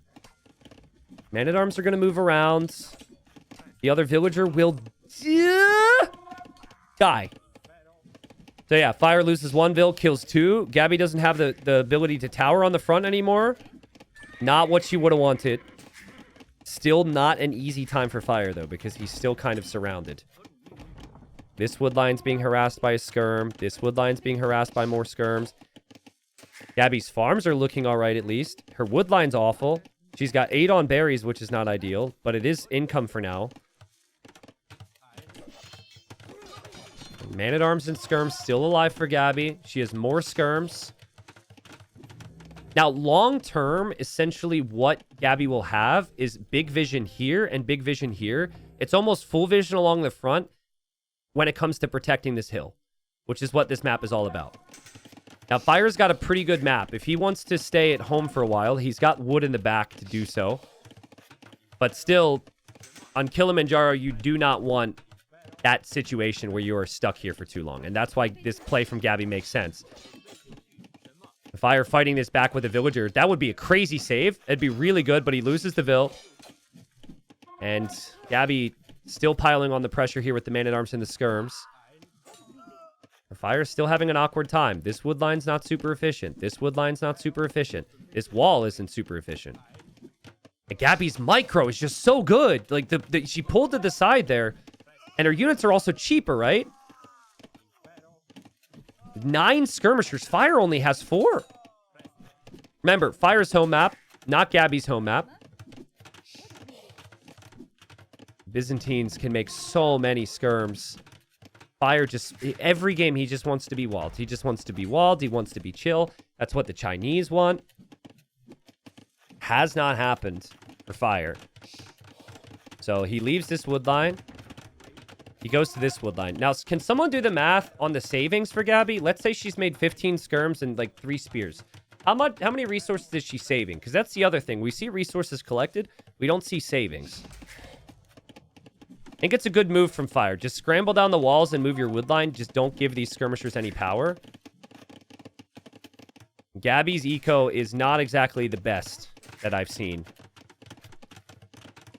She also doesn't have fletching on her skirms yet because she didn't mine gold consistently. I don't know. Like, I would kind of look at the fletching situation and say, well, I mean, they invested more than I did. It's not like too many of these fights fletching has had a big effect. 15 res for every unit. 15 res for like 10, 15 units. Okay, that's decent savings for Gabi. You can kind of see that resulting in the situation we're in now. I feel like a stable at home for Gabi would be really smart. I feel like you could slowly play in towards Castle Age. Add some scouts, add some knights and camels. With this many skirms, both players would really benefit from having a stable. And Fire's going to counterattack with skirms, but like 2 scouts and all those skirms die, right? Feels like an important one. Just, I don't know. The Fire's home map, he wins 2 straight as the favorite here. Especially if he wins this game, which has been so awkward. Nothing's going to feel good. I feel like if you play someone like Gabi and beat her in a series, sometimes when the series is over, you still feel like you lost. Because it's so painful to play. But yeah, I just feel like Fire's going to want this one. And Gabi does drop the stable at home. And Gabi isn't fully walled yet, but I think Fire will see the stable, and if he sees the stable, he will just run away. You can't be here right now if you're Fire. He sees it, and he'll run away. I'm counting trees right now. Fire's got maybe like 24 trees in the back. I think I did a really bad job of counting. Let's make it 3 dozen, 3.5 dozen. But Gabi's going to click up. Feel like if Gabi didn't lose both vills, she would have houses all along the front that would give her additional vision, and Fire would never be able to escape. Fire's sneaking now in the south, so he knows there could be a scout coming. Gabi's fully walled. Gabi, yeah, doesn't have any holes in the wall from what I can see. There is that 3-tile gold, so long-term she'll need that, but that's the same for Fire there. Gabi also made 2 archers, but Archer's going to go to this wood line, and then the other archer's hanging around here, I think. Just hoping. Usually this map is a race to the hill. This could get interesting, because, like, Fire, again, he's going to make it to Castle Age. He doesn't have a lot of map control. Not sure what his army is going to be. He's still making skirms after seeing a stable, which is a little bit surprising. But he might just look at this and say, I can boom here. I can drop a TC here. And Gabi, will she come forward with another Vill? Will she go with a siege pressure? Like, there's so many options on what we could see from her. Not sure yet. Fire's going to go for infantry armor. Okay, Fire's going to go Fire Lancers. That's interesting. Costs wood and costs gold, but it's good against camel. It's pretty decent against skirm. It's actually not a bad play. I also don't think that's a play that everyone's expecting at this point. Fire Lancers are still kind of new. So Gabi, anything that she's going into is to counter knights, or it's to counter, like, skirms. Fire Lancers need to be in Castle Age, and then you can build them out of the barracks. To the people coming in from YouTube, welcome, guys. What's up, Plant? What's up, Wyant? Danger? Crazy series. Last series in the bronze bracket. In terms of the intensity and, like, any potential drama, this has been very, very high so far. And then after this series, and this might not end for another hour or two, we will draw all the groups for silver, for gold, and for platinum. So, fun day. Yeah, there's the Lancers. But look at the vision here for Gabi. Miguel says, tell me more about the drama. No, Miguel. No, Miguel. No, no, no. Freaking Miguel. It's funny. I got all these other high level players super active on the day. There's lots of drama. Hello, guys.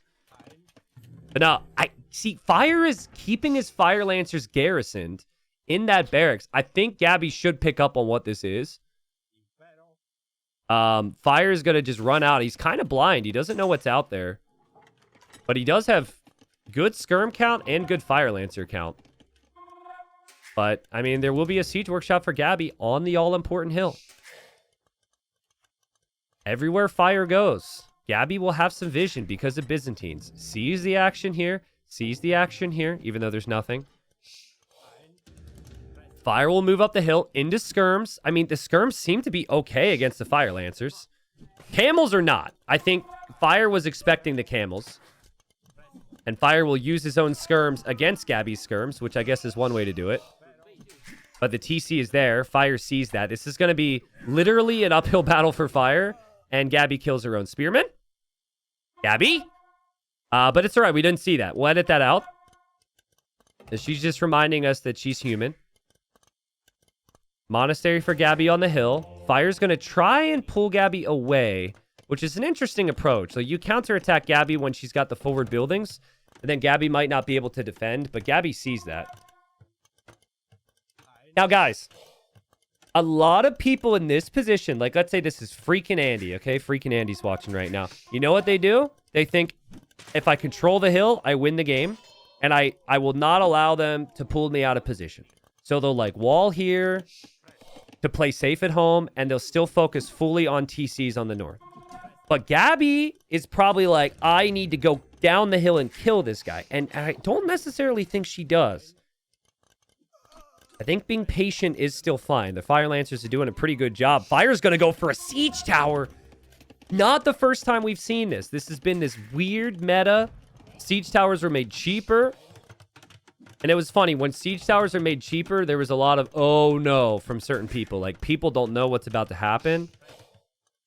And so, I mean, the unit, this is supposed to be made to send units over top of walls. That's not what anyone uses it for. It's essentially a taxi. And when infantry's inside of it, it moves, like, ridiculously fast. Gabi is tracking the counterattacking army. And the funny thing is Gabi will see the tower. Like, she'll have a good heads up on the fact that that tower is coming. Nice defense from Gabi over here. And there we go. The issue is, it's like, how do you counter it? It's not so easy because it's faster than anything you can make. It's comical. I think the speed will have to be changed. It's so freaking fast, but there we go. There we go. Also has 100 pierce armor, so TCs do very little damage against it. And woo! There we go. Zooming on through. So zooms underneath the TC. Siege tower is actually going over here, guys, to take this siege, though. So there we go. Gabi's going to drop a TC in case there's pressure here. Fire is sneaking a TC up in the north, which Gabi will never see. And skirmishers get a kill. Gabi needs another layer of wall. Gabi needs another layer of wall. Okay. Is there a hole there? There's not. But the Fire Lancers could get sent over, I think. Okay, Devs, while you're at it, can you actually make it so they can send units over walls, please? It wouldn't let Fire send it over the wall, but he might not have wanted to, in all fairness. Units in the middle still. Fire is losing his Fire Lancers, his Scorpions. Gabi's still holding. This is not necessarily the important area for Fire to be long-term, but it's a good distraction. And Fire is going to make another siege tower elsewhere. Gabi's scared about this. She's dropping a tower. She's dropping gates. She's dropping walls. That's a good position for Fire to beat. Fire hops out. Fire's completely making Gabi panic at the moment. There's so much chaos. This whole series has been chaos. Look at the damage Fire is doing. Oh, he's killed so much. Gabi just doesn't know what military to make.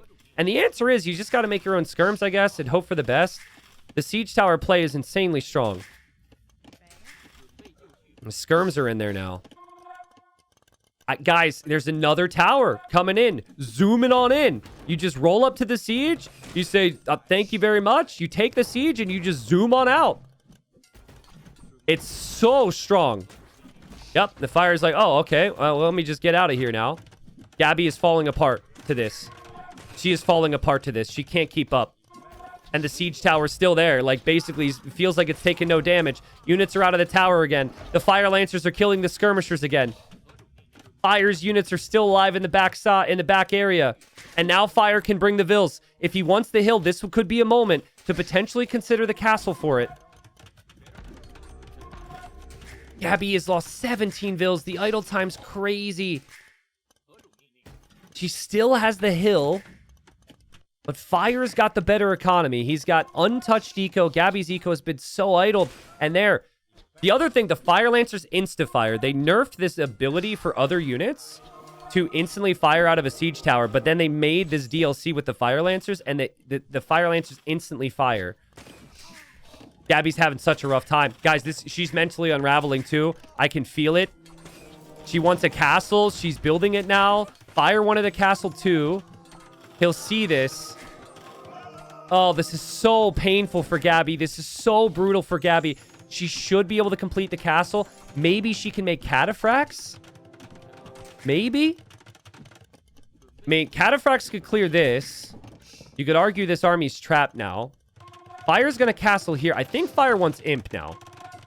That would make sense. And yeah, he will cancel some of his units. He will think about Imperial Age. He does still have gold over here. He does still have stone over here. Cataphracts are not cheap. Let's look at worker efficiency last minute. It was like 45% for Gabi. I should have honestly checked earlier. Her worker efficiency is honestly going to be way worse than that. I think Fire has done the right thing just to get a castle within Treb range. You can still have a trebuchet at the bottom of the hill firing uphill. It takes a while, but just getting a castle up is critical here. I don't think you actually need to change your game plan either. The Lancers and the Siege Tower thing is so strong.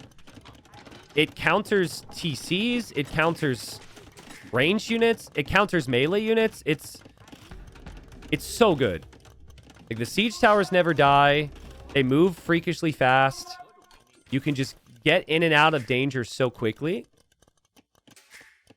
I think Fire about to go up 2-1, guys. Gabi's only lost units. I've barely seen her kill anything of value. And she's struggling. That archer will probably die. Still can't clear up any of this. Yeah, and also it counters monks as well, right? Because you can't convert the siege tower unless you're standing next to it, which is obviously very difficult, so... Whew. Do units inside siege towers heal? I don't think they do.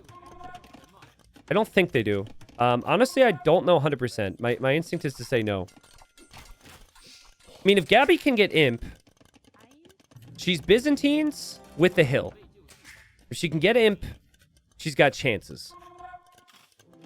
But the Fire Lancers can actually get stronger. And he will be on Treb so ahead of Gabi, it's going to be brutal. Gabi trying to get the relics. Monk will go down. Remember the thing about the Fire Lancer too is you don't need to upgrade to get it. You just get Castle Age. So it's got range. It's got, like, melee. The taxi has arrived and picked up Fire on this side. Fire says thank you very much. Snipes another villager. You might not like it, but this is peak AoE 2. This is peak competitive Age of Empires 2. You might question how we got here, and I don't have many answers, except for the fact that some people weren't paying attention. This is actually good. It is insanely strong. And it does not feel real to me.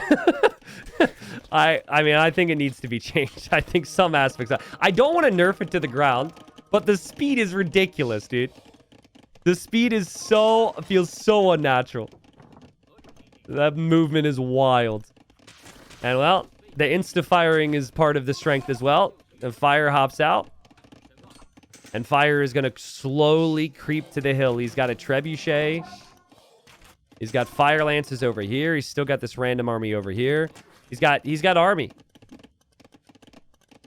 Gabi tried to break fire with the map control, and fire found a way to get across the map faster than he otherwise would have an opportunity to. And he's going to slowly take this hill. This is just amazing play from fire to turn this around. And if there's one thing that I've been critical of with fire over like years and years and years and years and years and years and years, it has actually been lack of creativity. Rarely have I seen something from fire and I've been like, damn, like that's a bit different than what I normally see.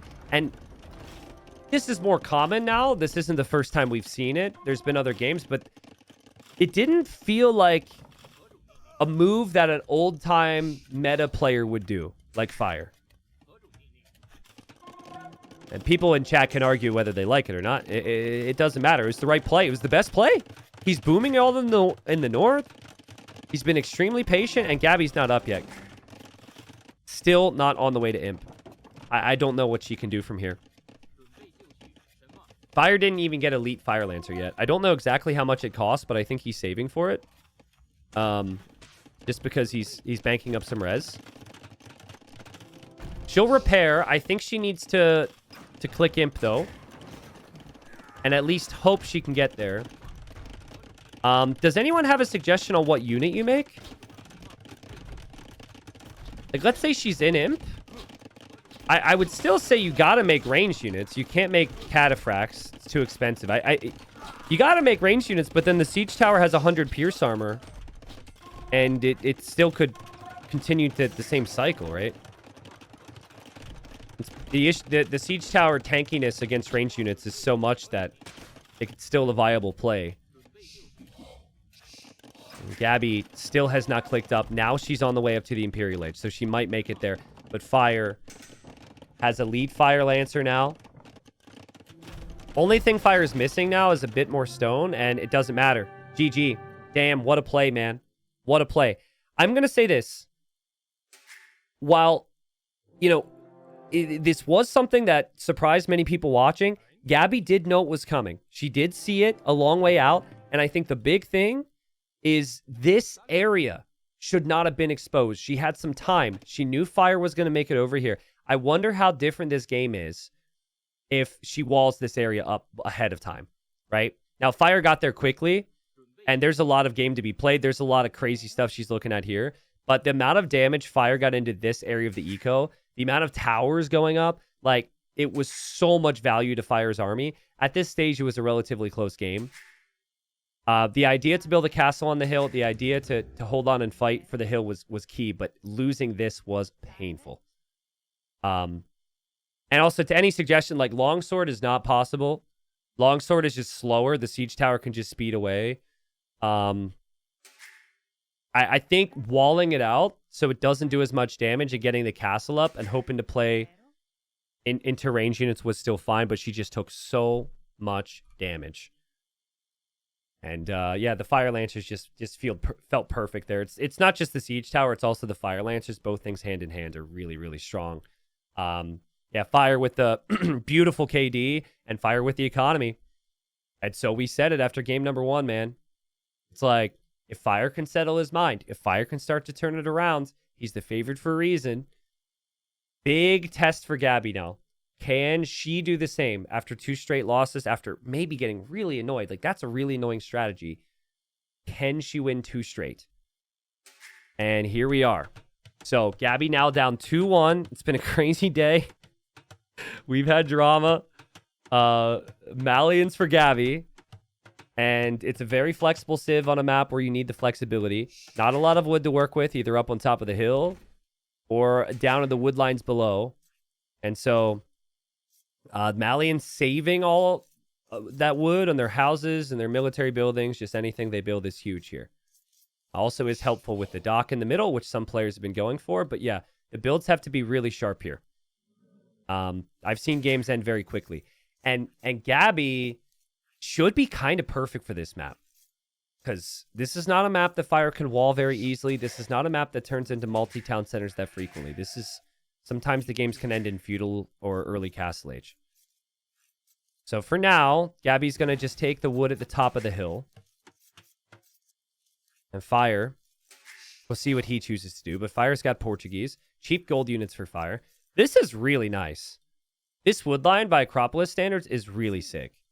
It's still bad compared to some other woodlines, but I mean, that doesn't happen every generation. That's a bunch of these little clumps just looping together, right? So that's really nice for Fire.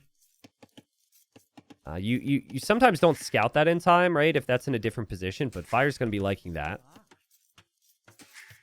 The woodline's down at the bottom, just kind of exposed and awkward for either player. Fire does have these woodlines down here long-term, too. Sometimes on Acropolis, you can long-term plan around these side areas instead of the front.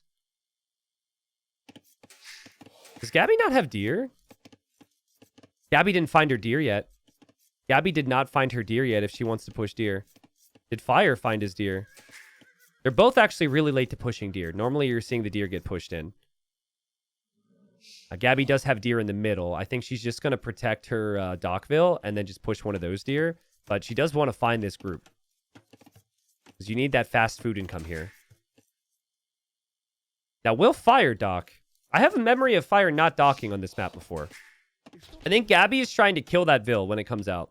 I think Loom is planned to engage against Fire. We'll know if Fire's docking based on this Ville. Usually this villager would be the one coming forward. Fire Scout is coming forward, so I think he's going to do that. Gabi found her deer. She's bringing in her boar. The other boar's there, so she can see everything. Yeah, here comes Fire. This all comes down to the timing and commitment here. If Gabi sees a scout or a villager, she'll immediately attack it, I think.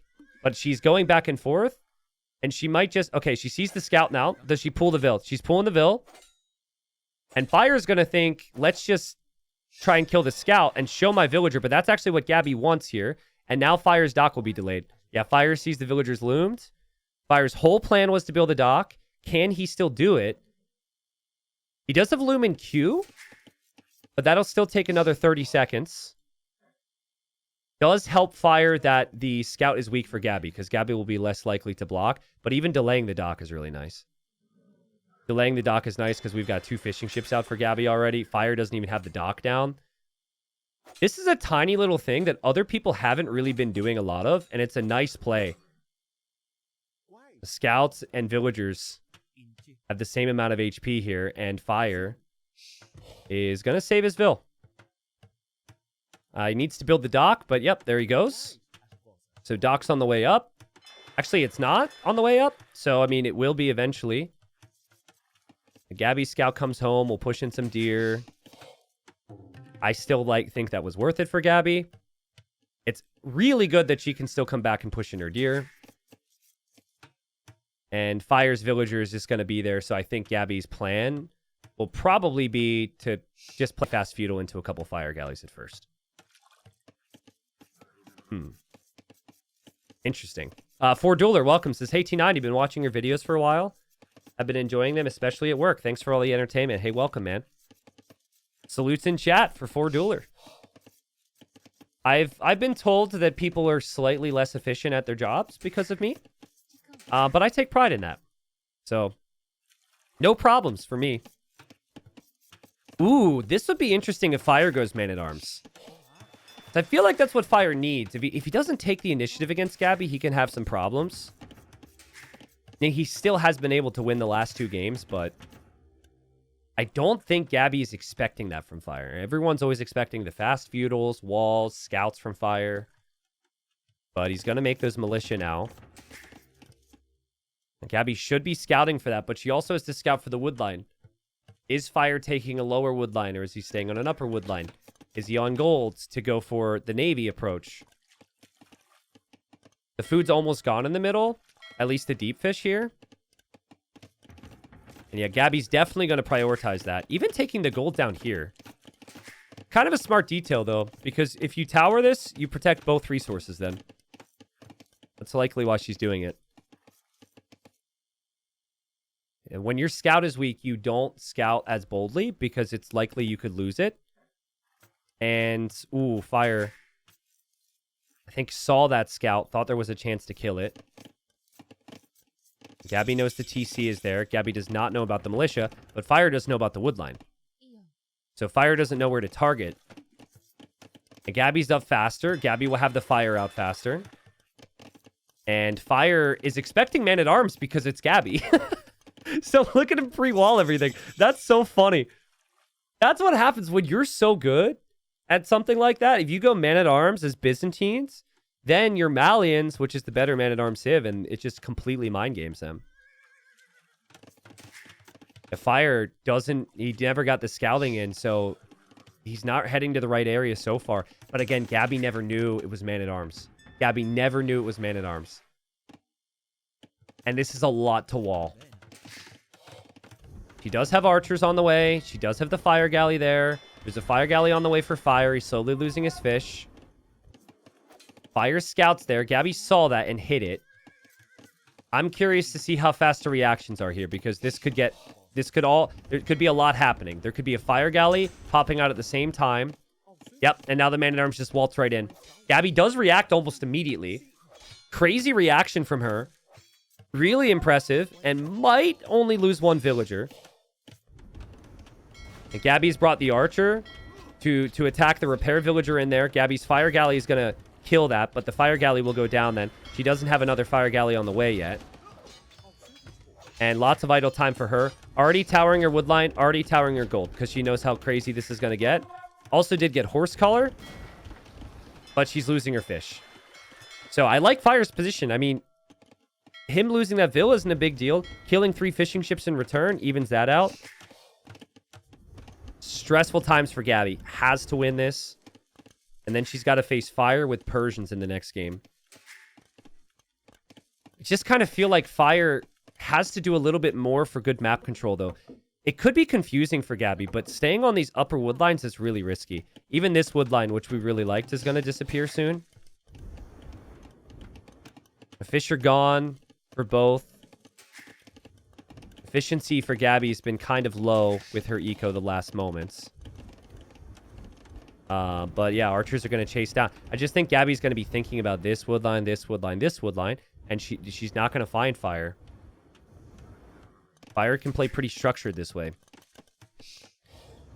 Some players like Man-at-Arms, immediate archer follow-up, and I'm going to kill you. Fire's like Man-at-Arms, I'm going to wall, I'm going to chill, I'm going to play eco. He does not oftentimes even go for Man-at-Arms because it's worse for your economy. Why do they fight for water when fish is mostly gone anyways? Well, I mean, think about it in terms of working units. You're always fighting to have more working units than your opponent. And you could have 3 to 4 more working units on 400 extra food. And you have the vision there. It's an advantage. It's a small advantage, but it's still an advantage. And it's like, obviously a position where you can do something. Because it's right there, in your face. At least with like archers and Man-at-Arms, you don't even have guaranteed damage. Investing a lot long-term would be a mistake, probably, but oh, look at the scouting from Gabi. That's so good. She had that scout active there and correctly predicted Fire might show up. Now she's got her archers over here. She does have fletching, and Fire's blacksmith gets denied now. So Fire doesn't get the counter damage he was hoping for, at least. Gabi will bring an army over to hopefully defend from this. And no fletching for Fire could create some problems. But he brings more vills. He also brings some skirms. Gabi's distracted over here. And Fire still has the Man-at-Arms, too. Look at the amount on food right now. Fire's got 9 on berries, so he's going to run out of some of that food income. And all of the farms for Gabi have horse color, so they'll last a really long time. Her archers get to the wood line. She should expect fletching is going to be in on those skirms, so she needs to get out. And she will. And she's still trying to track Fire's army here. And she's had a horrible time doing it because Fire's been really sneaky with his army movement. And Fire gets spotted. Fire backs away. Gabi gets a little too close there. Nice micro from Fire. Really nice micro from Fire. That's an engagement he'll be happy with. But I think Gabi will be happy with this. So one fight was good for Fire. One fight good for Gabi. So much idle time for Gabi, though. So many idols. Still has the army over here. See, she's always wanting more damage, right? But Fire will just wait. Fire knows. And Huh? What? All right, Gabi's through. Don't ask me how that happened, but Gabi is through. Gabi has made it through. Gabi has killed 2 archers. Gabi is going to annoy Fire. Fire's got to chase this now. The Fire did not patrol that army. Just clicked right past it. Now that's annoying. His army's got to go backwards. Gabi will be super happy with that. She'll also be really happy with the resources right now. Slowly rising towards Castle Age. She'll have quite a bit of food income to maybe think about Knights in Castle Age. And Fire's going to be on Skirms. Again, Fire's done a great job with this army, though. It's crazy how many times he has come in here with something. And Gabi has been surprised by it. But Gabi should be able to click up. And she's sneaking again. Fire. Did he see that? Oh, man. You don't track an army properly against Gabi. That thing's coming in at, like, the worst possible time. The best thing right now for her is to just park them there and wait until, like, 5 to 10 minutes from now. And then you just come in on the stone or some angle where Fire's busy. You don't want to use those 2 archers in a situation where Fire's not already preoccupied. Gabi's up. Fire needs a market, and then he'll be up as well. He doesn't know about those 2 archers back there. He's sending a skirms forward. I prefer Gabi's position here. She has more archers than Fire. She'll be on Knights as well. She'll kill this archer. Dude. Guys, you have to be so freaking clutch to win this game. Like, it's so easy to just have a horrible performance when you've lost 2 straight and you're up against a player this solid. Look, the archers came back. The archers came back. The archers are back. Pushes Fire off of stone. Fire is still planning around towers.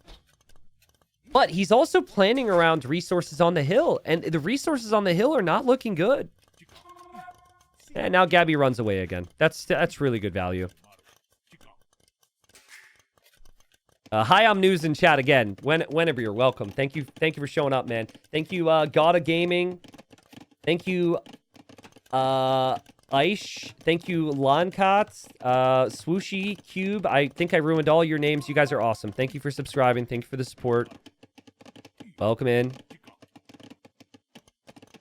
What is to stop Gabi from winning this game with just crossbow? Like, Fire is... He's running out of resources. He doesn't have a very big army. Gabi's archers are actually going to escape and make it back to the main group. Gabi's in a crazy position here. Malian University upgrades research faster. So ballistics can be in soon. The resources are perfectly balanced for Gabi. This is crazy. Yeah, she just stormed right on by.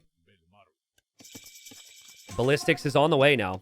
It'll be in 30 seconds. Fire's going to try similar things here. He's going for crossbow and bodkin as well. Gabi does dive underneath the tower. Gabi knows there's vills around and is looking for them. She'll find these vills, but she doesn't send her whole group. She's got this group as well she has to micro. Now, with ballistics in, this could be good for her, but she does lose her army over there to that tower. Fire's villagers are escaping. Honestly, if Gabi just sent the whole group after those vills, they'd all be dead right now. But she tried to do a lot there. She tried to do too much. Nice hold from Fire. Second TC for Fire. There's also a counterattack we missed, so maybe Gabi was looking there. Fire's okay. Do I have my concerns that where he's sending his villagers becomes a problem for Wood? Absolutely. Is that still a better situation for Gabi? Absolutely, especially with this DC. But still, like, Fire holds on. He stabilizes. Portuguese are really tough to stop. This feels like a game that might go Imp. Like, both players could make it to Imp. We've had maybe one game that I remember that went Imp here. And it was just one guy makes it to Imp and it's game over, but... I mean, Gabi's essentially got to just play map control now. This is still crazy to me that Fire's building TCs up on this hill. Like, what in the world? But now he's expecting Gabi to attack on this side. And so if he just sent villagers over there, then he would lose them all. So he's just kind of stuck in this cycle of not having the hill. Fire will go to the right side. I think Gabi needs to outpost more. I think she will do it as well. And Fire still doesn't have ballistics. So if Gabi just patrols in, if they both engage here, this should be way better for Gabi. If Fire sees her. If Fire still doesn't have ballistics. But Fire knows Gabi has ballistics. And Gabi didn't have her units together there. That's an okay fight for Fire. He did lose villagers, and he did also lose crossbows here, though. And he's forced into a siege workshop, and... Ooh, nice micro. Gabi gets away from that. That was amazing micro. And then she was also chasing this down. She goes right back into the wood line. Still 2 TCs for Gabi. Still not the third. Fire's on 3. Fire with the villager lead. And Fire is tough to break. Fire's just like... He is so solid. And he's got such a good mix of like economy and defensive, I guess, awareness that he feels like entry level into gold, right? It's like you beat Fire. It's like, okay, whew, you've beaten a player who's maybe like lower to mid in gold these days. It feels like in many ways that he should be a guarantee for gold if he could sort out the aggression aspect. But of course, everything comes at a cost. Stylistically, this match is delivered. It's been everything I said.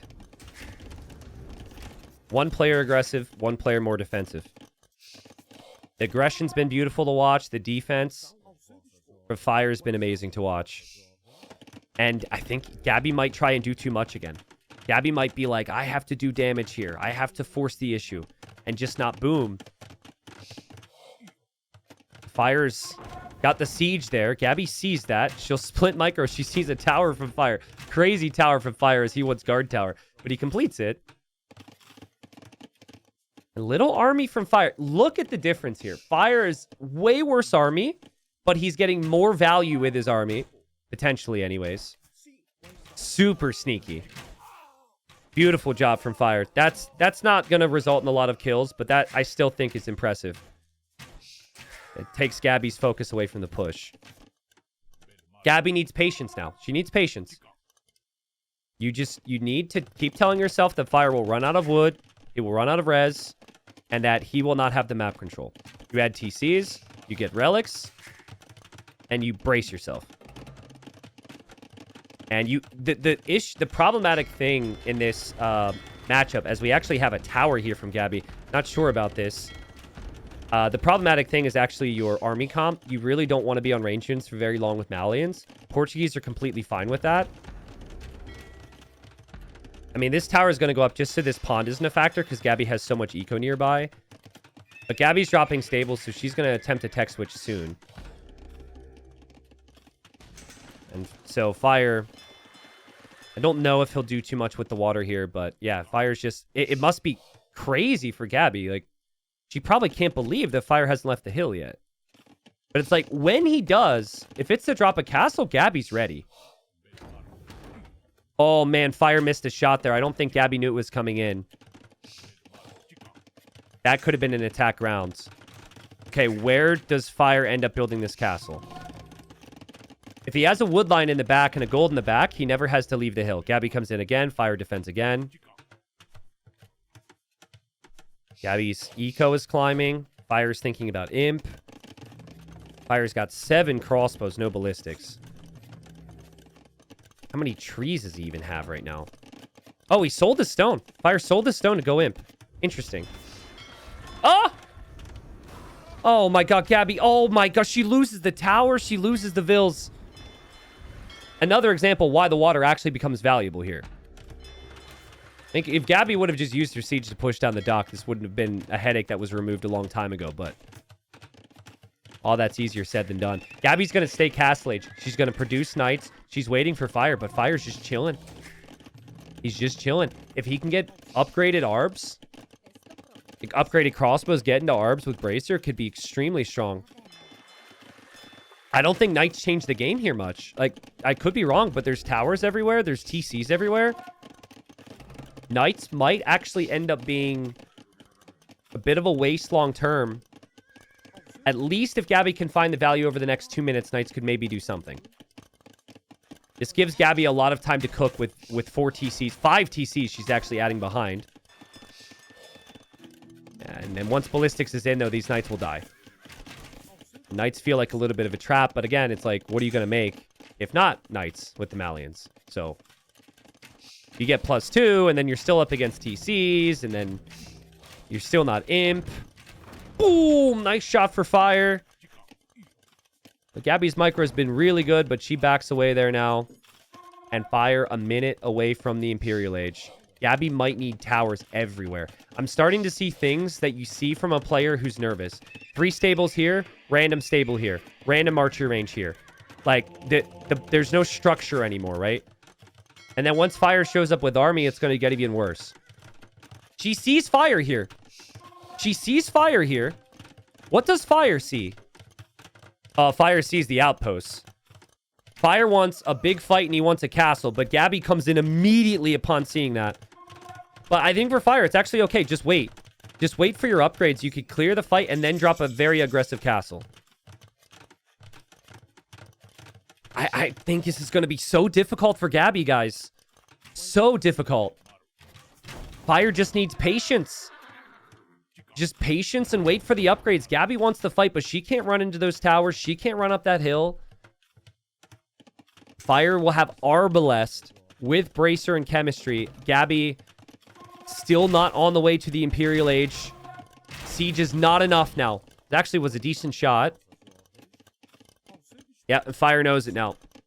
Fire knows Gabi's going to think about Skirm. She's going through the list of things she can try. But Fire will finally, 37 minutes into the game, come to the middle for a wood line. He's almost out up there. And that castle's going to go up. Gabi needs to at least click Imp now. This game is so hard for her, but she's got to click Imp. Not from a forward TC, ideally. Okay, she uses a safe one. She's avoiding the ARB. She'll get some damage done on the sides. That's good work. I think guard tower right now. Different areas with guard towers to protect everything is pretty critical for her.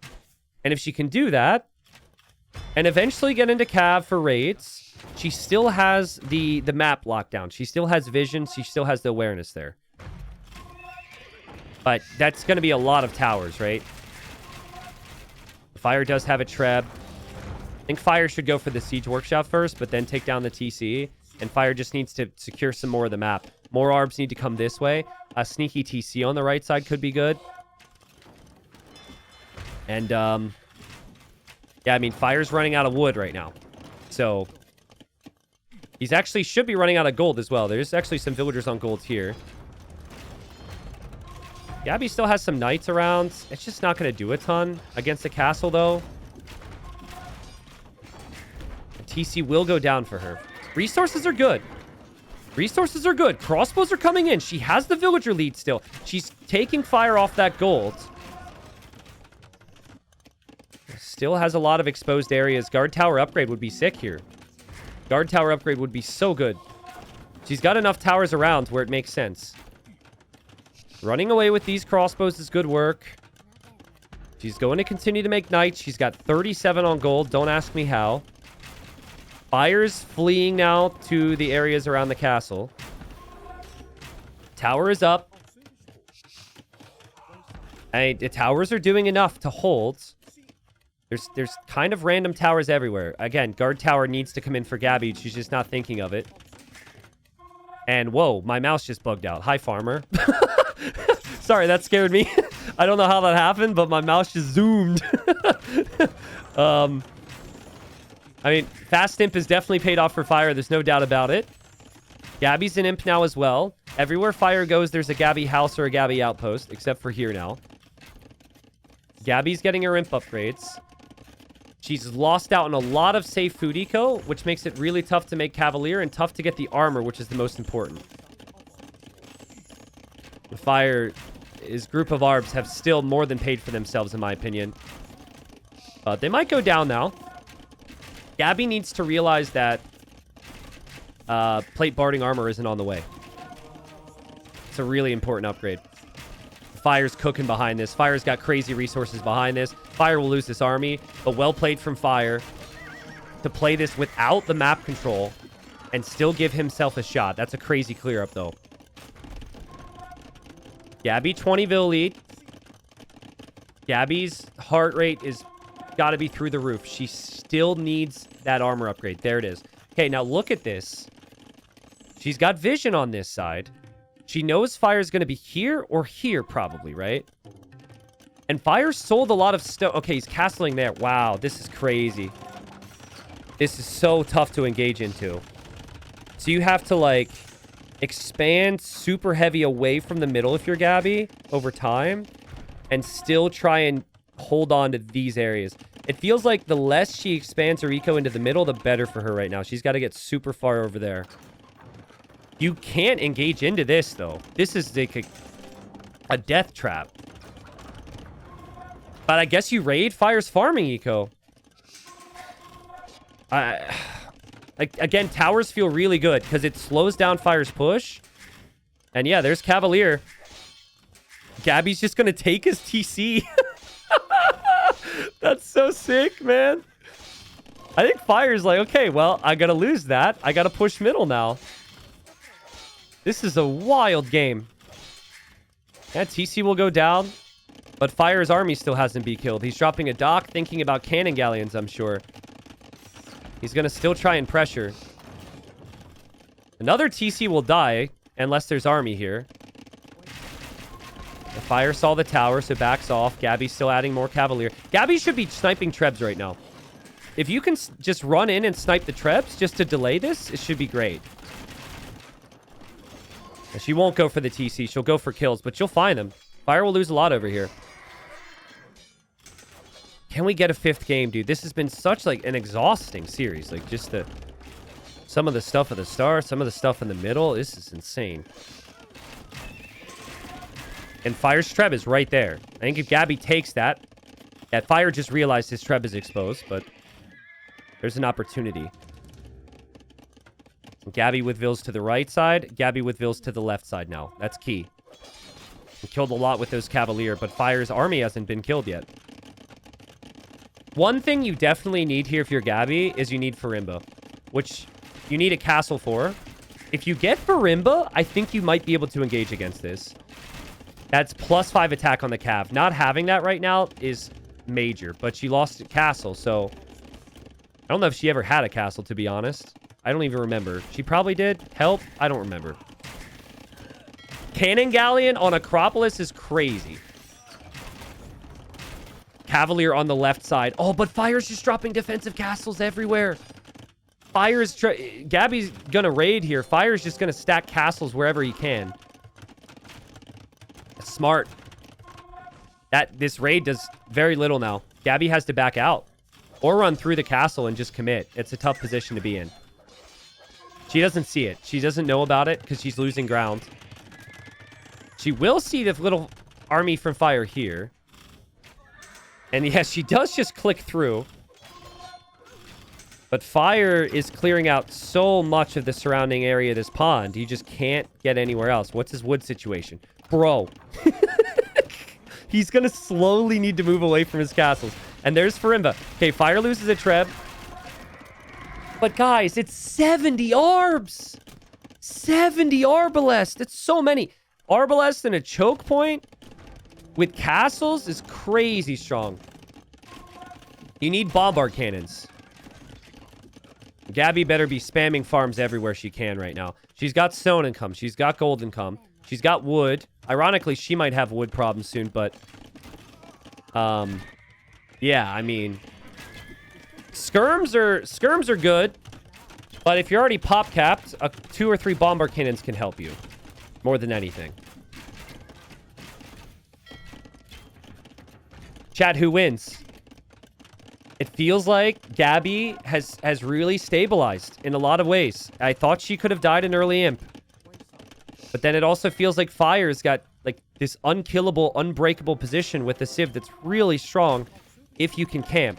We might see a Fatoria. Now, Gabi needs to notice this stuff. Gabi's seeing this now. Fire sees that. He's been spotted. The light cav are already on the way there, so Fire will have to back off. And Gabi's massing the bombard cannons from the right side. as the Arbalest are over to the left. I mean, just avoid the Arbs for now, I guess. Avoid the Arbs or jump on them before Halb comes in. Fire isn't there yet, at least. Big army from Gabi. If she sees that, she can kill that. Oh, Fire's been spotted. Gabi could immediately kill that. I mean, the castle doesn't defend everything on the hill, I guess. Gabi's trying to engage. Halb is on the way, so timing here is pretty critical. She's also tower pushing here. Is she going to push the hill right now? It's a good timing for that fight. A lot of pikes die before the Halb upgrade is in. Fire's Arbs come back now. That's all Fire's doing, is just defending and cleaning up. Left side, Gabi saw that and got some kills. She'll tower this. She'll definitely tower that wood line in a second. I know. She's like so locked in to the map situation right now. The towers will come up on that left side soon. I'm sure of it. Look at her vision, man. This is crazy. This is so crazy. Yeah, she sees Fire's running out of wood. Yep, there's a tower. Fire's got no wood. You can't actually make Halbs without wood. You need wood for every unit he's making now. You need wood for Cannon Galleon. You need wood for farms as well. So if you want food eco, good luck with that. The Cannon Galleons are getting hit. Cannon Galleons go down. One does. Arbs are going to advance forward. Fire has to be careful, though. He can't go too far. Gabi's tower is on the way up. Fire's castle is on the way down to 5 bomber cannons from Gabi. But the Cannon Galleon's still there. Gabi has to notice that. Gabi has to notice that. She does. Oh, that still hurt. Fire micros. Murder Holes is on the way as Fire is looking to rush down this tower to take that down. Murder Holes is in, so Fire will lose more and more vills there. There's a tower rush from Gabi on the top of the hill on this side now. She has 3k gold. Does she come over and engage against the Arbs now with the Cav? Or does she just continue to ignore it? Feels like she's just ignoring it. She's got 3 relics. If Fire just has this weird little... Fire is defending nothing right now. It's a weird spot where he has defense, but for what? For his farms now, I guess. And the bombard cannons will take the kill. Will take the hill, and now they'll take the castle. The Arbs for Fire are going to chase and come back. His population says he's in it, guys, but I'm not so sure he can. Gabi will see more villagers. She's getting to keep upgrade. She's building more towers now. How has she held here?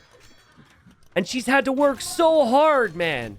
So hard. Like, Fire's so tough to break. It's been so difficult. This game had to go to late imp for her map control to finally pay off. And in maybe the best series that we've seen in all of Titans League Bronze, I think we're getting to a 5th game. I don't know. You guys tell me. This is obviously recency bias, but this series is special. This is sick. This is... Winner goes into the gold bracket, top 50 in the world, 25k league. Loser goes to silver, 10k league. Crazy. I could be wrong, but I think Fire could kill this whole army here, and I think he's still dead. He has no map control. There's towers everywhere. And Gabi's bombard cannons are going to land a shot there. Fire will try and getting close to engage and clear that. But Fire takes some pretty heavy losses. Still hasn't cleared it up. The keeps are just everywhere. And where are Fire's villagers supposed to go pretty soon? Where are his villagers actually working? He brings in his own Cavalier. He'll try and get close to those cannons. He won't clear them all. But this is so bad. He has clicked his villagers to the shorefish. That is how bad it has gotten. That is the only resource that he can realistically take. That shorefish. And there wasn't even that much there. There was only 5 food left. You know it's bad when that happens. My God, man. Another siege workshop from Gabi. I don't really think she needs to prioritize herself and focusing on this area. I think it's more so about the middle now. But she still can't easily kill those Arbs, I guess. But, like, she's finding some Vill kills. She'll find some kills up here. Gabi will probably tower rush up here. It would be interesting if they just run out of gold. There's only 3k gold left. Gabi does have the relics, of course. Yeah, like, I think this is Gabi just getting a little too crazy. I don't see why we're trying to protect the north. If I'm Fire, I even let that tower go up. It's like, whatever. The tower, if it was over here, would be huge. Fire. Oh! No, he loses his cannon galleon! Bro, that was his life savings right there. His grandfather's grandfather's grandfather passed down that cannon galleon, and oh, they'll never be able to get another one. We are so freaking back, guys. This series is so freaking back.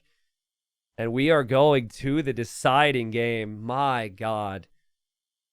Oh, I mean, I just thought it was a really interesting one because what Fire did is so uncommon.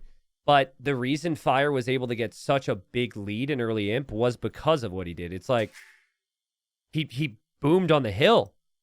And Gabi had to have vision everywhere and had to wait and wait and fight and fight and fight until Fire kind of ran out of res. If Fire tries to build TCs at the grounds in Castle Age, it's an entirely different game. None of it's the same. I think like what he needed to do in the end to maybe win this game was to just push faster into the heart of Gabi's eco. You need that siege. He never had it. I think couple bombard cannons with the arbs and just steamrolling through each tower, moving in towards the TCs faster is the way to go. But that's what made towers so fun. It's like everywhere Fire would try and go, there's another tower. And I mean, how many does she have up right now at the end of the game? 18! 18 keeps, and she lost them. She also lost a lot of town centers. She also lost a lot of vills. Whew. Yeah, game 5 coming up. You know the stakes. There's the KD in that game. There's the resources. I thought Gabi was going to die in early imp, but she's just so stubborn. Did a fantastic job of holding on, keeping her villagers alive, and fighting. And I cannot imagine. Wow, the APM was identical that game? What? I really cannot imagine how they are feeling right now. I suppose it's only fitting that in game number 5, they are directly next to each other. This can happen. This doesn't happen every time, but the players are not going to expect this. They are both very much southern here, very close together. I guess I have to change the colors again. We'll put Fire back in the red. We'll put Gabi back in the blue.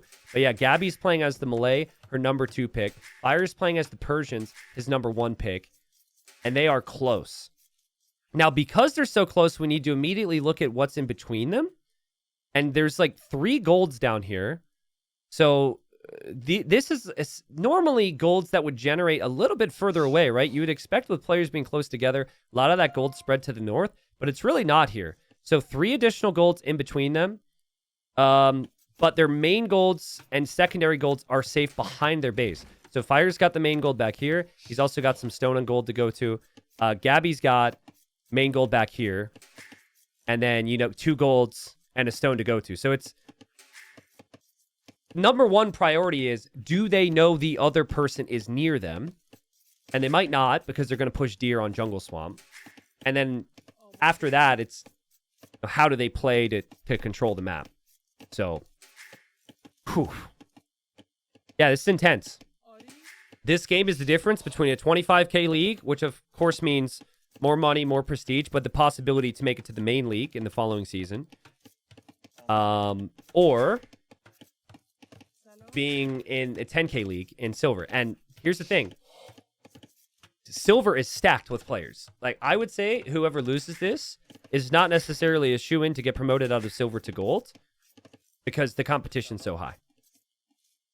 All right, so Gabi's going to try what she tried in the previous game. She got Loom already. She knows Fire's going to come out here and dock. In the previous game, she went 1 Vil and Loom to deny the dock. So Fire is going no Loom and 2 Vils, so he's bringing more than he did last time. But Gabi is scouting this side. And Gabi is scouting that side because she's expecting Fire to be on the other side of the map. So tiny little details here matter. Gabi will see the dock. Fire saw Gabi had Loom, and Fire is able to get the walls down in time. Gabi's attempt here, it will not work. It will not delay the dock fully. Nice play from Fire. And it's not the end of the world for Gabi. Obviously, her dock is still up faster, but it might not be the end of the engaging either. Because they might bring a 3rd Vil to win the Vil fight. Like, Gabi loves that stuff. So she doesn't see Loom right now. But she might be waiting to see if Fire gets it. Okay, so Fire doesn't have it. Now he does. Will she notice he has Loom? Because it's tied, essentially. Okay, now she sees it. The most Gabi thing ever would be to bring another Vil. Bring another Vil and try and fight that back. I don't know if it's worth it. Fire's doing it. Fire is doing it. And Gabi will see it. Critically, Gabi will see it. So now Gabi knows. Okay, Fire could Vil fight. It's a smart move from Fire. Now, does Gabi bring 2 more Vils? And then Fire brings 2 more Vils? And then Gabi brings 3 more Vils? And then Fire brings 10 more Vils? And then we just have a boxing match? I don't know. Probably not. But, you know, at a certain point, you got to commit. Fire has actually decided he does not want to fight. Which is a little surprising. I think he's just happy with his Civ. I think Persians are just have the better start. Fire doesn't like Vil fighting. Fire likes to have a clean economy. Now, Fire may be confused as well. He hasn't found Gabi yet. And Gabi should assume that Fire is on this side. I mean, you always look at the dock position, and that's the direction their TC is. So, a little confusing that Fire's scouting up here. I would assume that Gabi's somewhere down here and that we're close. But this is a weird generation. And most other games they would have played and seen, they would have seen the players on the other side of the map. It's 225 food per fish.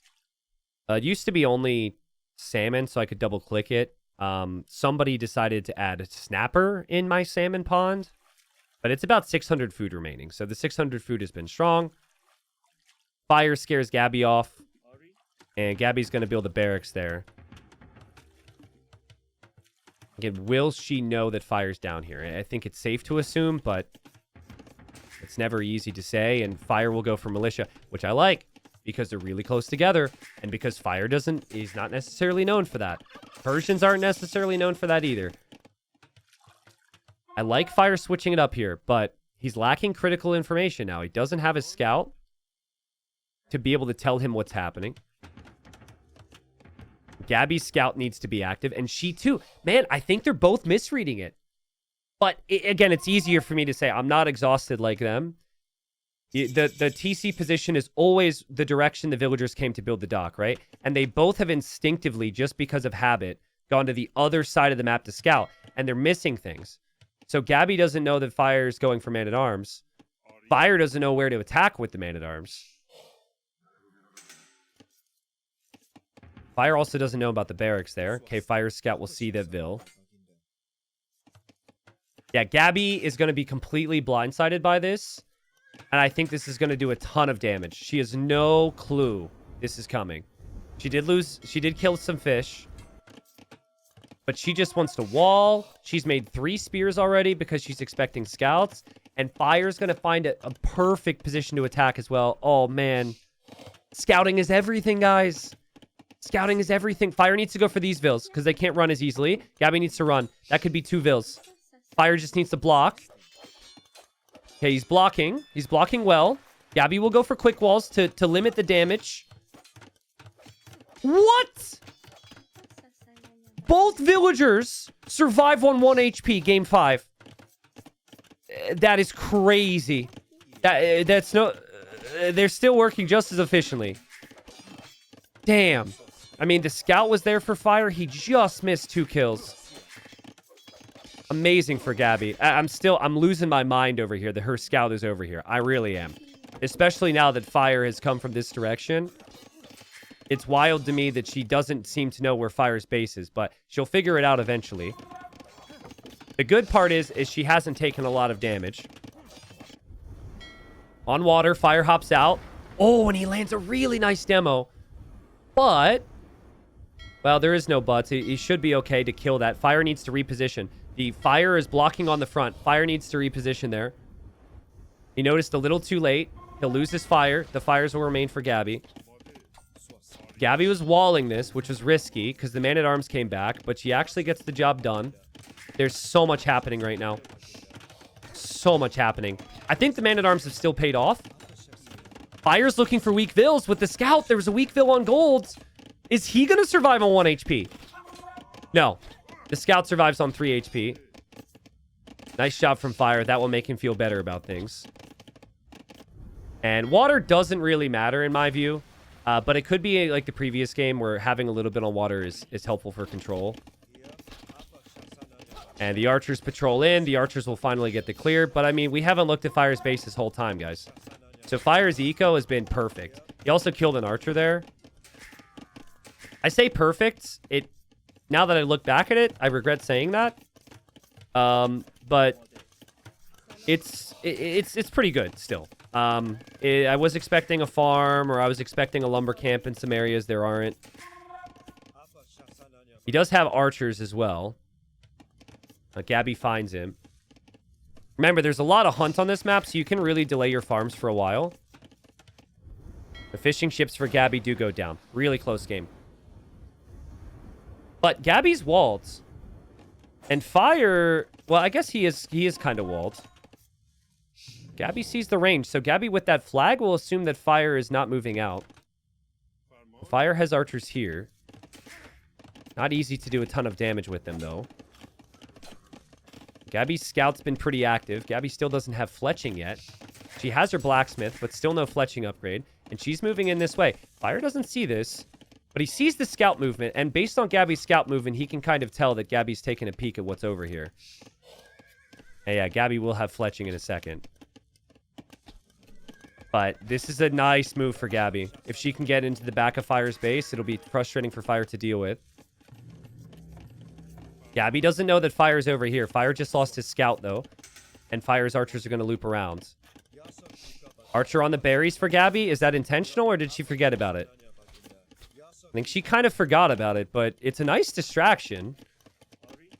Fire knows better now. Fire's like sitting in the middle because he knows he needs to be close enough, but oh, dude, she's so sneaky. It's so funny. I cast Gabi and I'm like, damn, she's so sneaky. I play against Gabi and I'm like, I freaking hate her. In a good way. In a very professional way, you know? Not in a mean way. Out of respect. Oh, Fire's doing the same thing, dude. Fire's doing the same thing. Sneak army in the back. Gabi just completely missed it. And Fire kills a couple villagers. There's a weak villager on the farm there from earlier. And Gabi drops a tower. I don't hate the tower. I think it's a good play. It's a messy game. And she'll send her archers right back in, but Fire has some skirms prepared. Just comparing farms. Fire's got 11 farms. Gabi's got 7. So it is not a clean food eco for Gabi right now. And she also doesn't have the fish. Not that that really adds a lot, but it is something. We are past the point where the deer are really an option for food. And now Gabi goes after Fire's army. Nice micro from Fire. It feels like a slight lead for Fire right now. Slight. Tiny advantages in defense and on offense. The eco slightly ahead.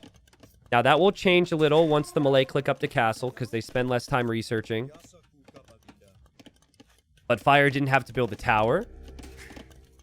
So with no tower, Fire can drop TCs. I wonder where you do drop your town centers, though. Probably in the back of your base, but like feels like the middle is really valuable. Does he see the stone and gold here? Yeah, he sees it. Gabi's chasing this down, and Fire's chasing this down. So it's just skirms chasing archers right now. And Fire tries to get in close. And Fire will lose his army there. Nice clear from Gabi. Gabi actually escapes with those 2 archers. And Fire is on the way up. But when he makes it to Castle Age, he won't have a ton. He'll have 4 skirms and 4 or 5 archers. Just feels like a game where Fire's going to boom now. And guess what Gabi's going to do? YOLO aggression. It's almost like we've seen this before. Fire will add eco and defend. Gabi will go crazy with the offense. That's been the theme of every single game. Gabi sees those 2 vills. Are they just random berry vills that just... Okay, Fire gets lucky, actually. That archer being there is kind of random for Gabi, and it attacked them, and now she loses the archer. But yeah, Fire didn't actually want to be out there. Had that archer not attacked, I don't think Fire would have noticed that, and those two vills could be dead. There's a hole there, Fire. Kind of tough right here. This house isn't fully built. Fire's gold is behind here. Gabi's up. Gabi doesn't have a big enough army, and the upgrades are a little delayed, though. Fire's going 2 stable knights. I think it's a good reaction from him. I think Persians are already good enough on one town center that you can't, with Gabi's reputation, play too greedy right now. You need big army numbers. And Persians are insane in this position if you can get +2. +2 attack versus ranged soldiers is an amazing bonus. There's only 4 crossbows here. Now it's about to be 8. Gabi doesn't expect this. Gabi is never going to expect the timing of it, because that's a really fast time for that armor upgrade, and she might not be able to get back home. I like this from Fire, to have the archers on the other side. And Fire just still waiting. He can't engage on that yet. He's letting the units move around. Gabi will need monks, but she has to make monks from home, probably. Her eco is not looking good. No double bit axe for Gabi. No double bit axe. Fire is already on Bowsaw. Fire has Horse Collar. Fire is Persian TCs. And those knights are just not dying. The Fire, if he's really good here, can save some of these weak knights. He loses the first one. But yeah, Fire's going to full clear this. This is so good for Fire. So good for Fire. Whole army will be dead for Gabi. It's deceiving. You look at that army, and you just simply forget that so many of those units are skirms. It's a situation that I've fallen into a lot. And now, Gabi's one town center, she'll click double bit axe, and her heart's gonna sink, because she's like, oh god, there's no way I missed that. And her army's not really big enough to move out against that until she has at least 2 monks. And now Fire booms. 2 TCs for Fire. Weak knights will rotate home. Probably to heal up with the relic. This is what Fire does. Eco, defense, and he's just like kind of unbreakable style. And that's what the Persians are good at. This is his #1 pick. If there's a hole in Gabi's wood line, I'll start to feel really, really bad for her and her chances here. I think every engagement over the next 5 to 10 minutes has to go well. Eventually, you get enough monks, or maybe you get into pikes later, and Persians can have some issues in this matchup, but Gabi's going to need some economy here. I think if you don't have a second TC now, it's a little too late. Monk is there converting. Fire reacts. Fire sees it. Fire backs off. Nice reaction from Fire. Also has some archers headed up to the north now. And Gabi will drop the second TC there. Interesting TC spot. I would have gone for the back. But it does protect your wood. It does protect your stone. But God, it's taken a painful time to get there, right? Villagers are walking over. Meanwhile, Fire's 3 TCs. The Vill count is not even going to be close soon. And it's just down to the army. Like, if Fire loses his knights to conversions, if Fire overproduces Vills and maybe doesn't switch into something to complement the knights, like Scorpions or Skirms, you could have some issues here. Gabi's... Oh, she's got archers in the back. There was a hole in her wall. The archers get in. This is what Fire's been doing. He's getting crazy value with so little. 3 archers have now killed more villagers than Gabi did with the crossbows and the skirms. I mean, Gabi will defend. Gabi will kill that. Gabi will be fine. Fire's still kind of patrolling around and waiting for an army. I think Gabi's just at the point where she feels like she can move out. The TC has just completed, and she has a couple monks now. So now I think we're going to see her move out. It's a shame, though. She's just still so many steps removed. Now she needs ballistics, too.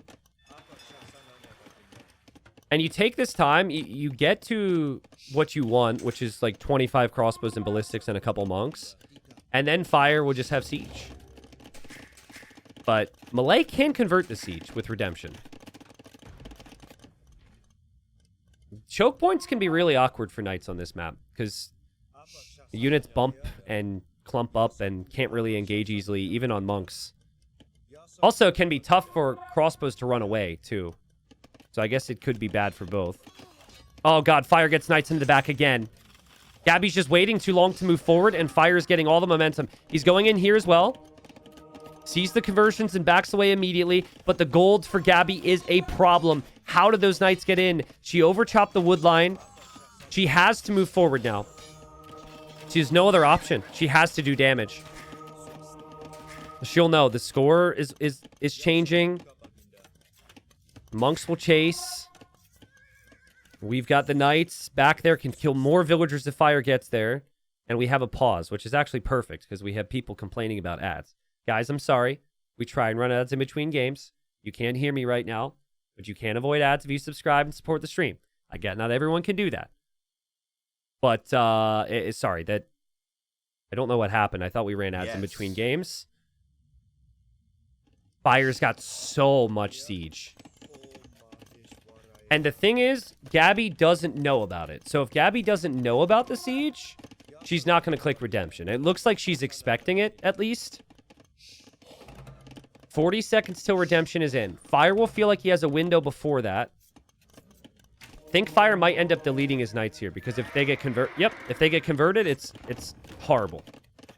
Because they can kill his siege. Fire's going for a 4th town center. There's an overchop, but Gabi quick walls. Redemption is 7 seconds away. Okay, now Gabi can think about moving out. Fire's eco is flying right now.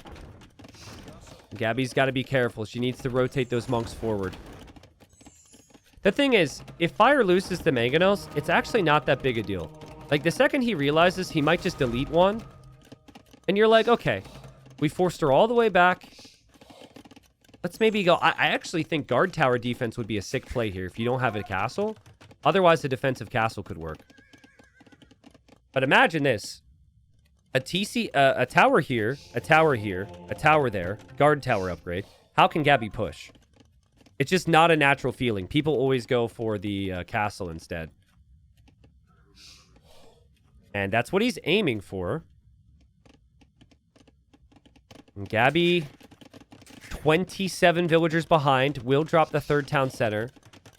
Is pushing forward into the choke. Hopefully she doesn't get too close to that dock. There's a flag on it. There's a demo in there. Fire's castle's going to be there. Okay. No ballistics. Hurts. Oh, nice shot there. Fire should delete, and he does. Yeah, so the monks have kind of paid for themselves in some ways. But the castle's pretty sick. Fire will stonewall. Fire will castle to make it into golds.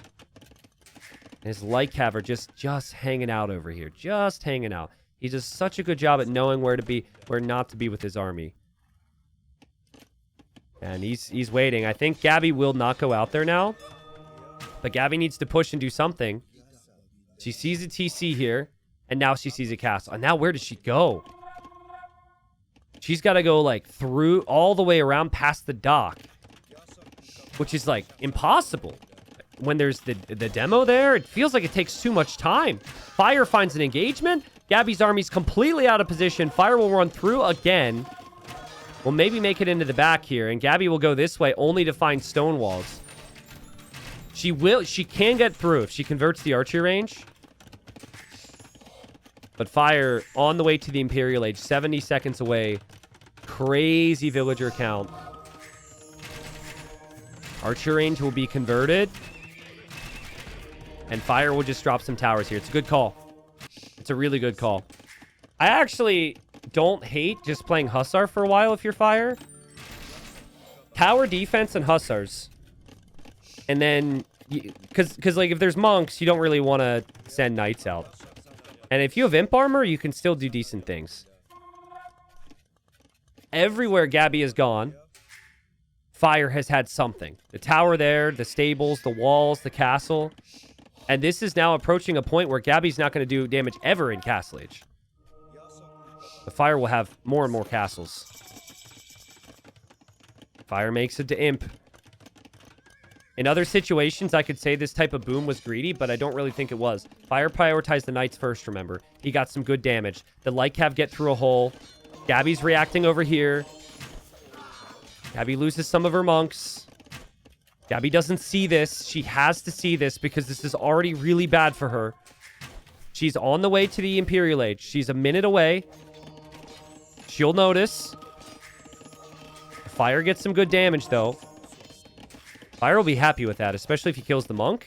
He doesn't, but so much idle time for Gabi. Fire will have Hussar. Guys, I think Fire can come just full clear this. Send himself to gold. It has been such a crazy day. I think if he could just loop around, coming from the right side, this could be perfect. He's castling in the north now, which could actually be denied. That's really risky. Gabi sees that. He still hasn't engaged here. His Hussars are just going to go into Gabi's base, where Gabi's building a castle. Fire's castle, 70%.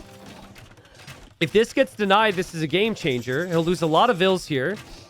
Gabi's doing damage. The Hussars are through. That's a problem. And Fire's castle will go up. So the castle's up. The Hussars are into the back. And honestly, Fire's probably building up a mass to go engage against this army right now as well. It's a really sick castle for Fire. It makes it even tougher for Gabi to move out.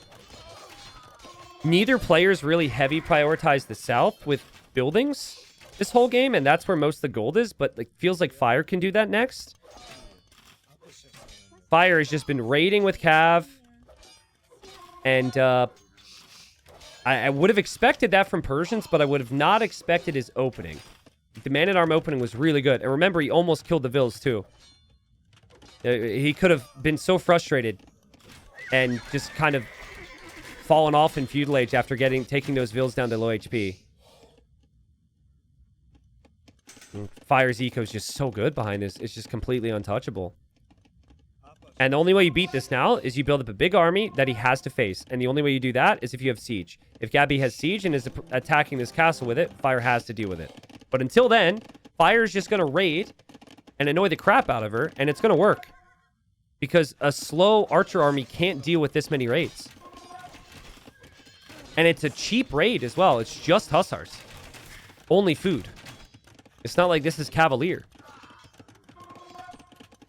And Gabi, she wants her ultimate comp to be Arbalest and Halb.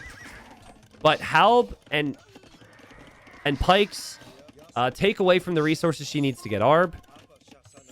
So she's just still like, just trying to max out and get to the best possible army. Yeah, Fire's kind of giving Gabi a taste of her own medicine. And just raiding the different areas and holding the map. This can get awkward for Persians if Fire doesn't finish this. I think what Fire needs to be doing right now is he needs to be prioritizing the south. There needs to be castles down here. If he takes that area, that's just too much gold. We're reaching a state of the game where he could probably have the eco for Savar. Gabi's army doesn't know where to go. Fire will make cannon galleons in the dock. Can't raid there. Gabi house walls. Actually, can they go through? They could, but now they can't. Fire will try and raid here. Gabi now stonewalling. But it's just this never-ending, frustrating cycle where she actually has the pop lead. It is kind of a reverse of the previous game, right? The archer players just keeping the archers alive and waiting. Fire's on stone for the first time in a while, so that would be to lock down these areas, so that's good. He isn't actually pushing yet. I'd like to see him just go straight Savar here, but the safer play is to go skirms and hand cannons. Hopefully Fire, he doesn't let this one slip, because it just feels like Gabi's had no chance for so long. But she'll have Bracer soon. She hasn't had that this whole time. She hasn't actually had any big imp upgrades. now that I think about it. She doesn't have chemistry either, so she hasn't had a single imp upgrade, and she's holding. The Fire loses his Treb. Could maybe lose the castle. Hussars are going to dive in. The monks are a problem, though. But some of them will survive inside the TC. Fire will dive for the Trebs. Fire will not take the Treb. Fire can't get in. He's killed 50 Vils. Still no castle, still no towers, still no, like, completely locked down position here for Fire in the south. But his resources are crazy good.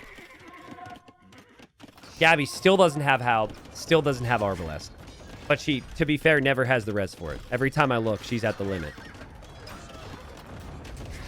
Fire can toss away these Hussars, no problem. Nice house walls.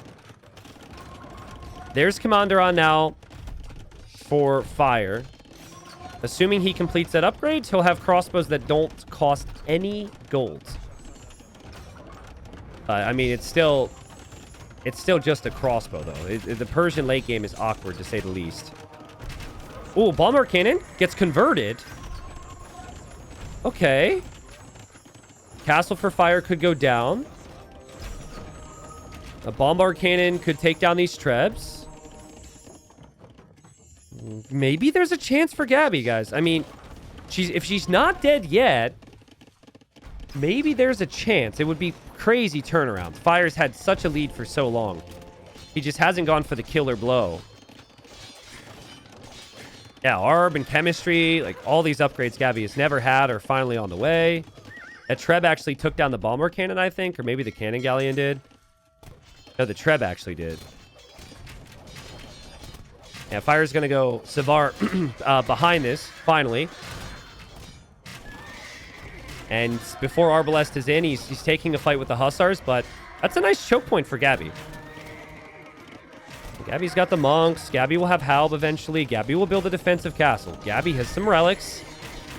Gabi has the pop lead. Gabi has, I would say, the better late game comp. It's just having Halb and Arb and Bracer is so nice. Persians are more of the raiding civ.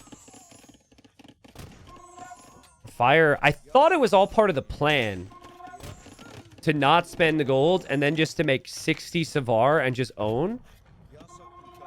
Still could have been the plan, but things have gotten a little awkward for him. His hand cannons are running in all alone. They'll get trapped, so that will get wasted. Can't raid as easily in the north now because of the castle there from Gabi. But she has no more stone. She's running out of gold. She's running out of space. She has no map. And Fire's just got gold everywhere. He's got gold in the north. Actually, that's wood. Sorry. But he's got gold in the south. There's even more gold in the south he doesn't know about yet. Gabi needs Halb, and then she can actually start to push. But she needs Halb right away because Savar is a problem. And Savar is going to be in. Fire will drop a castle down here. That's so interesting to me. I mean, it could be good. But also, I feel like a safe castle here could be good. You know, Gabi's starting to raid with Hussars she converted. That's a pretty decent raid, considering. She isn't pushing the area in the south, though. This is the area she has to be focused on. Fire will have that castle go up. Fire's got buildings everywhere. He's got buildings in the north. He's going to have buildings in the south. Hussars have killed 9 Vils down here. Fire's castle goes up. Give me the percentage chance for Gabi to win this game, viewers. I would have said like 2% if you asked me early in. But now, maybe like a 25%. I mean, it does feel like this castle from Fire will just be a target. But Fire with 1,000,000 Savar can wreck this if Halb isn't in. Gabi's got to sell off some food and get Halb fast. No, Halb hurts so much. No, don't get armor for your Arbs. Get Halb. There's still so many potential raids from Fire. There's still so many potential armies from Fire. He has killed 80 villagers this game. Only thing that did damage to him, really, in the last 10 minutes were his own Hussars that got converted. Siege Ram for Fire now. I like that. It's a good move. He does have a lot of random units, I'm noticing. Like his eco upgrades, too. Honestly, it's a type of game where crop rotation could make sense. Hussars are actually going to walk through there. But they'll probably die, and Gabi just takes down the castle. So that was a completely wasted castle. I swear, man, if Fire just built the castle down here, Gabi would have never gone this way. And if she did, she can't move out that far. But there's so much stuff down here if Gabi can go that way. But Fire's now in the north, and the Savars are doing their thing. Still no Halb upgrade for Gabi. She does have the resources for it, but she's lost 102 vills. Savars are just too strong. The Arbs are going forward now. So like, Fire will have some issues there. And that Pikes are going back, and they will be Halbs. And they can kill the Savar. There's still a lot of golds and stone here as far as I'm concerned. That's enough. That's enough to change a game. Fire's done a lot of damage.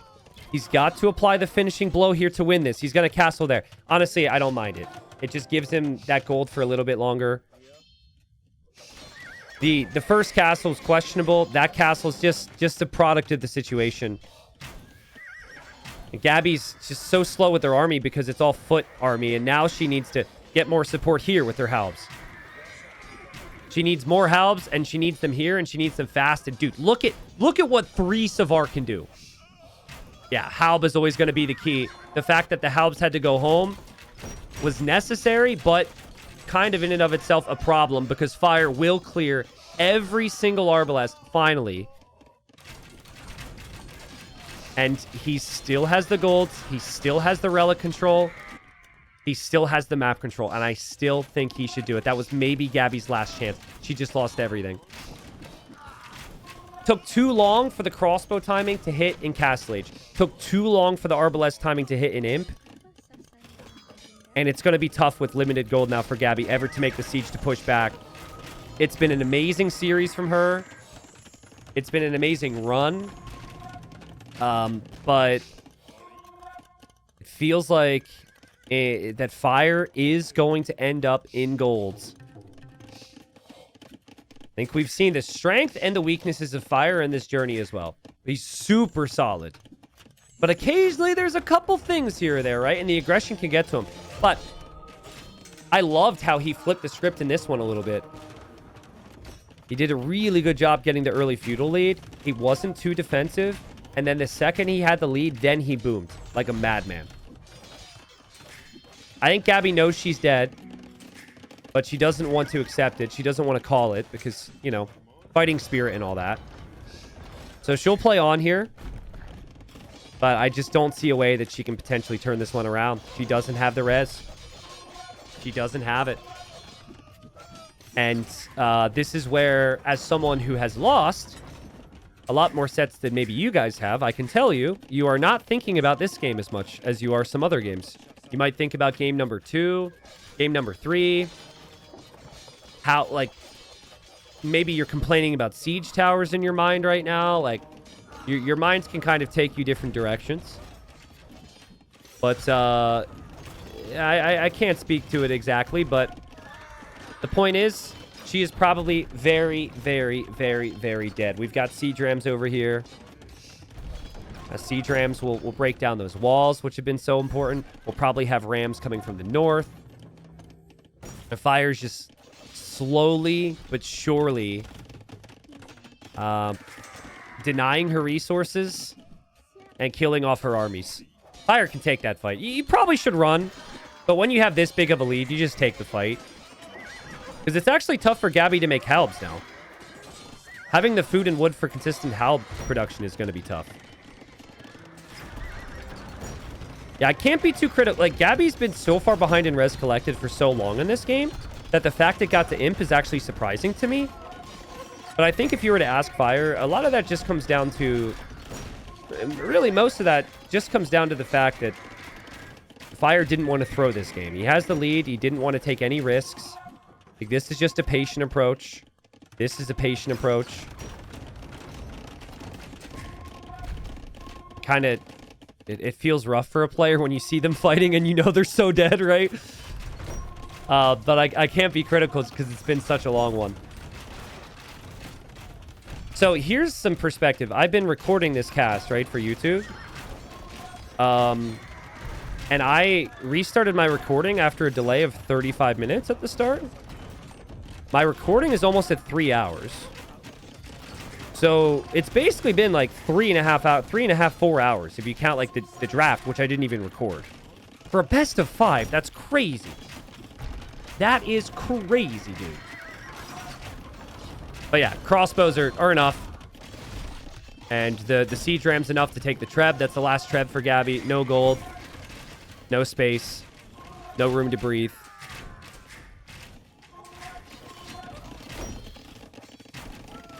Well, Gabi,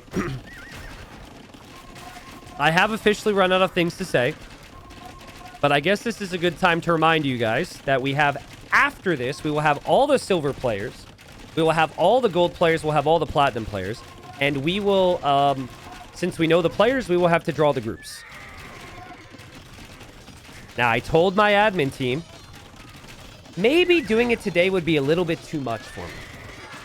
And I was told, it's only 2 sets, T90. It's only 2 sets. Let's just do it. Let's just do it. It's not a problem. We'll just do it right away. Right away. And I sit here, exhausted, side-eyeing my admin team. But it's all right. We'll do it. We'll make it hype. We'll make it hype. Feels bad for Gabi. She's lost 230 bills. She's trying everything. She's dead. Elite War Elephant for fire. Why not, dude? Why not? Why not? You can win the game with 5 elephants soon. Not even. He's not making any. But, I mean, he's got the resources for it. And yeah, the GG is called. And the words are exchanged. Crazy stuff, guys. Crazy stuff. Amazing series. Salutes all around to both players. You love to see the fight. The entire bronze bracket, I've just been so happy when people bring their all. And both players had to bring every single little ounce of energy for this one. This was ridiculous. We had some crazy games. I think we might have had a record on Acropolis for length of game. Jungle Swamp, we haven't seen many games go over an hour. I don't really remember. We just had so many really long games. Shows how close these two were in skill level. But yeah, Fire, that experience we talked about. The fact that he's been in more tournaments, he's been in more big moments. That, in the end, was maybe the difference in some key moments here. Really good job from Fire. I think the most impressive win for me was the Chinese game. Him being creative with the siege towers was a pretty big game changer there. That might be the game that clinched the series, honestly. So yeah, Fire will be gold. Gabi will be silver. Gabi should still be very satisfied. Obviously, she was very close here. Realistically, I think Gabi's going to have a lot of fun on silver. She'll put up a good performance there. Obviously, if she wants to make it to gold, she could, get promoted out of silver for gold for the next season. It does feel like it feels rather fitting, I think, that both players show what they're capable of and move into the groups, and people will fear them. So, well played to both of them. Salutes to both of them. GG. I don't know if we have an interview. It looks like Fire's an interview channel. Okay, cool. We're going to interview Fire, hear from him, then we'll do the group draws. So stick around. Let me just hop in, switch the scoreboard. I know it's been a really long series and a really long day for Fire. Plus, I'm tired, so we'll keep it short and sweet. Should be here. Fire, congratulations. 80, how are you feeling? First of all, I'm ashamed that I was with a bad behavior towards your chat. And I was just super tilted, though.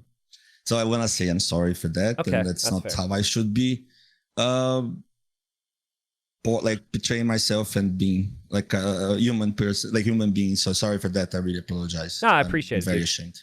Well, thank you for saying that. No. That's all right. Thank you. I get it, dude. Thanks for saying it. Even though I think I'm right, but I never should have done anything like that. So I'm really sorry for that. Hey, thanks for coming out and saying that. It's an important series, right? Like, this is a lot of emotion, and you probably thought it was going to be close. So I wanted to ask you, Like how much did it mean to you to get back to gold? Because you've been around a really long time, you know? Yeah, it means a lot because since I left the highest tiers and so on, I never had a real practice for that. So boot camp for a while, and I was really shape. So I put effort, I put time. So I really was expecting this. And unfortunately, we had internet issues, all of us, right? And at home, it's not the same thing as playing 12 hours a day at least against the best of the best in the same place. So I was feeling a bit nervous and anxious, as you could imagine. Yeah. But I'm feeling good that now has worked out. So Right. with those nerves, game 1 was freaking crazy. So how, on a scale of 1 to 10, like how high were your emotions when that game ended? You had churches on your face, you had castles, like that game was crazy, dude. Yeah. So I was a bit upset and nervous already, and I knew exactly what was going on in this first pick, and I know it's super strong, and I saw people doing before. And I just couldn't think. It's like, well, I can think about getting water, right? And we get some water, like kill fish, go up faster. Okay, now I have more villagers. And Yeah, what yeah. now? Because I will be around with like, what army to make, and suddenly it's everywhere, and you're like, well, let's buy castles and hope she's not going to imp faster than us. But you know what I mean? But it was stressful. And to be honest, I could have dealt with the pressure. Like the castle in the middle of my base, I didn't need to fight as much as I did, and most likely would be in a better spot. But again, it's emotions, less game decider, right? And Yeah. decide the match, and you're a bit, you're thinking like not properly sometimes. Yeah, I mean that's the beauty of like this type of set is what I say during casting is tournament energy. Because of the emotions, chaotic things can force mistakes and issues. So she did that there. Yeah, overreactions as well, right? That's the worst of even mistakes, but sometimes just the overreaction can cost you the game right in the Yeah. spot. Did you in game 2? Obviously, you lose the first game, which is a very emotional time. Were you concerned in game 2 that it was falling apart because that was close for a while and you couldn't find that one gold in the north? Yeah. So Yep. it looked rough for a while. Yeah, well, Winchester messaged me like, hey, you have better saves, you better play, you practice more, just reset and go, like right after game 1. Yeah, yeah. And that's what I did. So I really tried, and I think I succeeded. Yeah. Like I felt like I was playing like with the plan again, Yeah. going with the flow that I planned. Yeah, getting the reset. And then game 3, I got to ask you, how many times have you used Fire Lancers and Siege Towers before this day? In a tournament? In a tournament, but also ever. Like, was this a practice thing? I know some other people have done it. Yeah. I'm curious. Yeah. We're doing this in the boot camp. All the guys doing that a lot. And just before I was talking to my teammate, Vinch, and he's like, well, you know what? I think he was mentioning like, maybe you should pick Chinese there. And I was like, literally, if I pick Chinese, she's going to pick Byzantines. And he's like, hey, don't forget the Fire Lancers. I was like, oh, you know what? And I literally said, oh, you know what? You're right. And then I just like, okay. And when she does that, I know exactly what to do. And that's fine because I've seen them doing it many times during the practice as well. Hey, I mean, that's sick, man. To have a teammate who goes over a game plan before the sets is like, hey, don't forget about that. That's awesome. So that was actually going to be one of my later questions. Mm-hmm. You kind of answered it. It seems like having the group around you has helped. I know you and Goku go way back. So that has always been a relationship you've had. But like Winchester coming in and being that active sounds amazing. Yeah, like Winchester and Jordan, I knew Jordan for a while, as you know, in person. But Winchester, we used to practice back then. I was better than him. You know what I mean? And we never but now getting to meet each other in person for like 2-3 weeks, and then you like each other even more, right? And then you're always like, he's in Brazil still. So I'm talking to him the whole time. Yeah. And he's like, oh, let's practice a bit. Do you think you're ready? I was like, no, dude, I lost my, my tournament grind or whatever, right? So we practice a bit. We talked a lot, and he plans everything. That's why he's like that good right now as well. When you see up close and in person and what he thinks and how he thinks, and he teaches you as well, right? Then it's just much better it's going to make us way stronger. He's a really good teammate and a true leader, I would say. Amazing. So I got 2 more questions for you. What do you have to say about Gabi's performance? Because she has been around a long time as well, but she put on quite the run in this bracket and in this series. Yeah, I was happy for her for like reaching the finals as well because more Brazilians up there. Yep. Getting to the finals. Yep. I was expecting to do better than I did, but again, I kind of understand as well why I didn't do as like the way I was doing back then, like literally like 2-3 weeks ago. Yeah. That being said, she's playing really well, and I'm playing against her on the ranked a lot and watching streams, and so I knew it wasn't going to be easy, especially because it's a tournament final decider, and the nerves are up there, right? So messy games is her where he thrives. She thrives. Yeah. So I knew it wasn't going to be easy, like especially because of that. After this interview, we're going to start to do the selection process for all the groups, for all the leagues. And the 5 players who are in Gabi's group in silver are going to be really pissed. Because, like, you just know, like, every game matters, and it's a tournament with Gabi, and she's going to be forwarding you and vil fighting and towering. You know it's coming. You know it's coming. It's so annoying, and it's like too much charming as well. And sometimes it's like, well, I have the equal lead, but then she swarms you around and then just stuck, and you lose the game. And I know exactly how it is. Yep. Or how it would be, and it went, but still not easy. Not easy, especially without the like being like with both like she's on Europe, right? So it's not the best ping. Yep. Even the last game, I was like, well, that's pretty much done. And then I got some lag spikes. I was like, oh no, please don't happen again. And maybe I could screw up somehow. I can only imagine, dude. I mean, I was feeling the nerves watching you. So, final question for you. So, the fun thing about this, right? You get into gold. It's like, woo, exciting. This is so good for my career. I'm so happy. But usually the way it works is if you're promoted to gold, everyone then sees you as an underdog. So how are your feelings? Obviously, we have some time yet. That'll start like mid to late January. But how are you feeling being in gold? And how do you think it will be in gold? Because there's obviously a higher caliber list of players in there. I know. Well, just don't pay attention at me. I will be doing my thing, hopefully with the help of the team. Yep. And the teammates, right? And I'm here to stay. You see. Nice. I'm excited. Anyways, again, I'm very sorry. Okay. No, seriously, like if you could see, just point it out again. Shouldn't be doing that thing. And I'm ashamed. I will work on, never going to happen again. I'm sorry again, T9. I know how much you do for the game and for us. And again, you don't deserve that. I appreciate it, dude. I really do. All right. So take care and see you in gold, dude. Thank you very much. Goodbye, chat. Thank you. Thank you, T9. All right, salutes to Chat for Fire. He's been around a long time. Appreciate the words. And yeah, as I just showed on screen, Fire has now joined the list of gold players.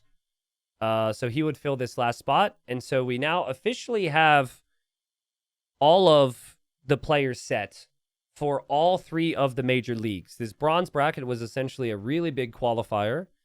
And now everything is set. You've got silver, which is below this. Sorry for the flashbang. So Liquipedia is going to update this for us, but yeah, you got the people in here.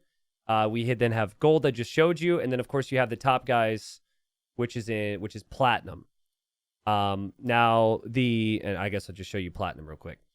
So the way TTL main leagues work is you have 4 groups and you've got 6 players in each group. You play everyone in the group one time and play all 3.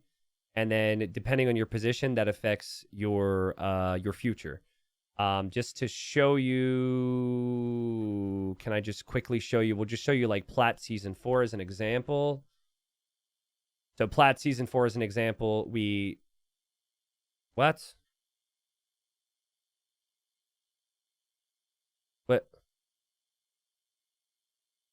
Where are the groups? Oh, I have to keep going. All right, so like here you had everyone play against each other each time. You had the positions, and then you had the bottom 2 in each group getting relegated out down to gold. So it's promotion relegation.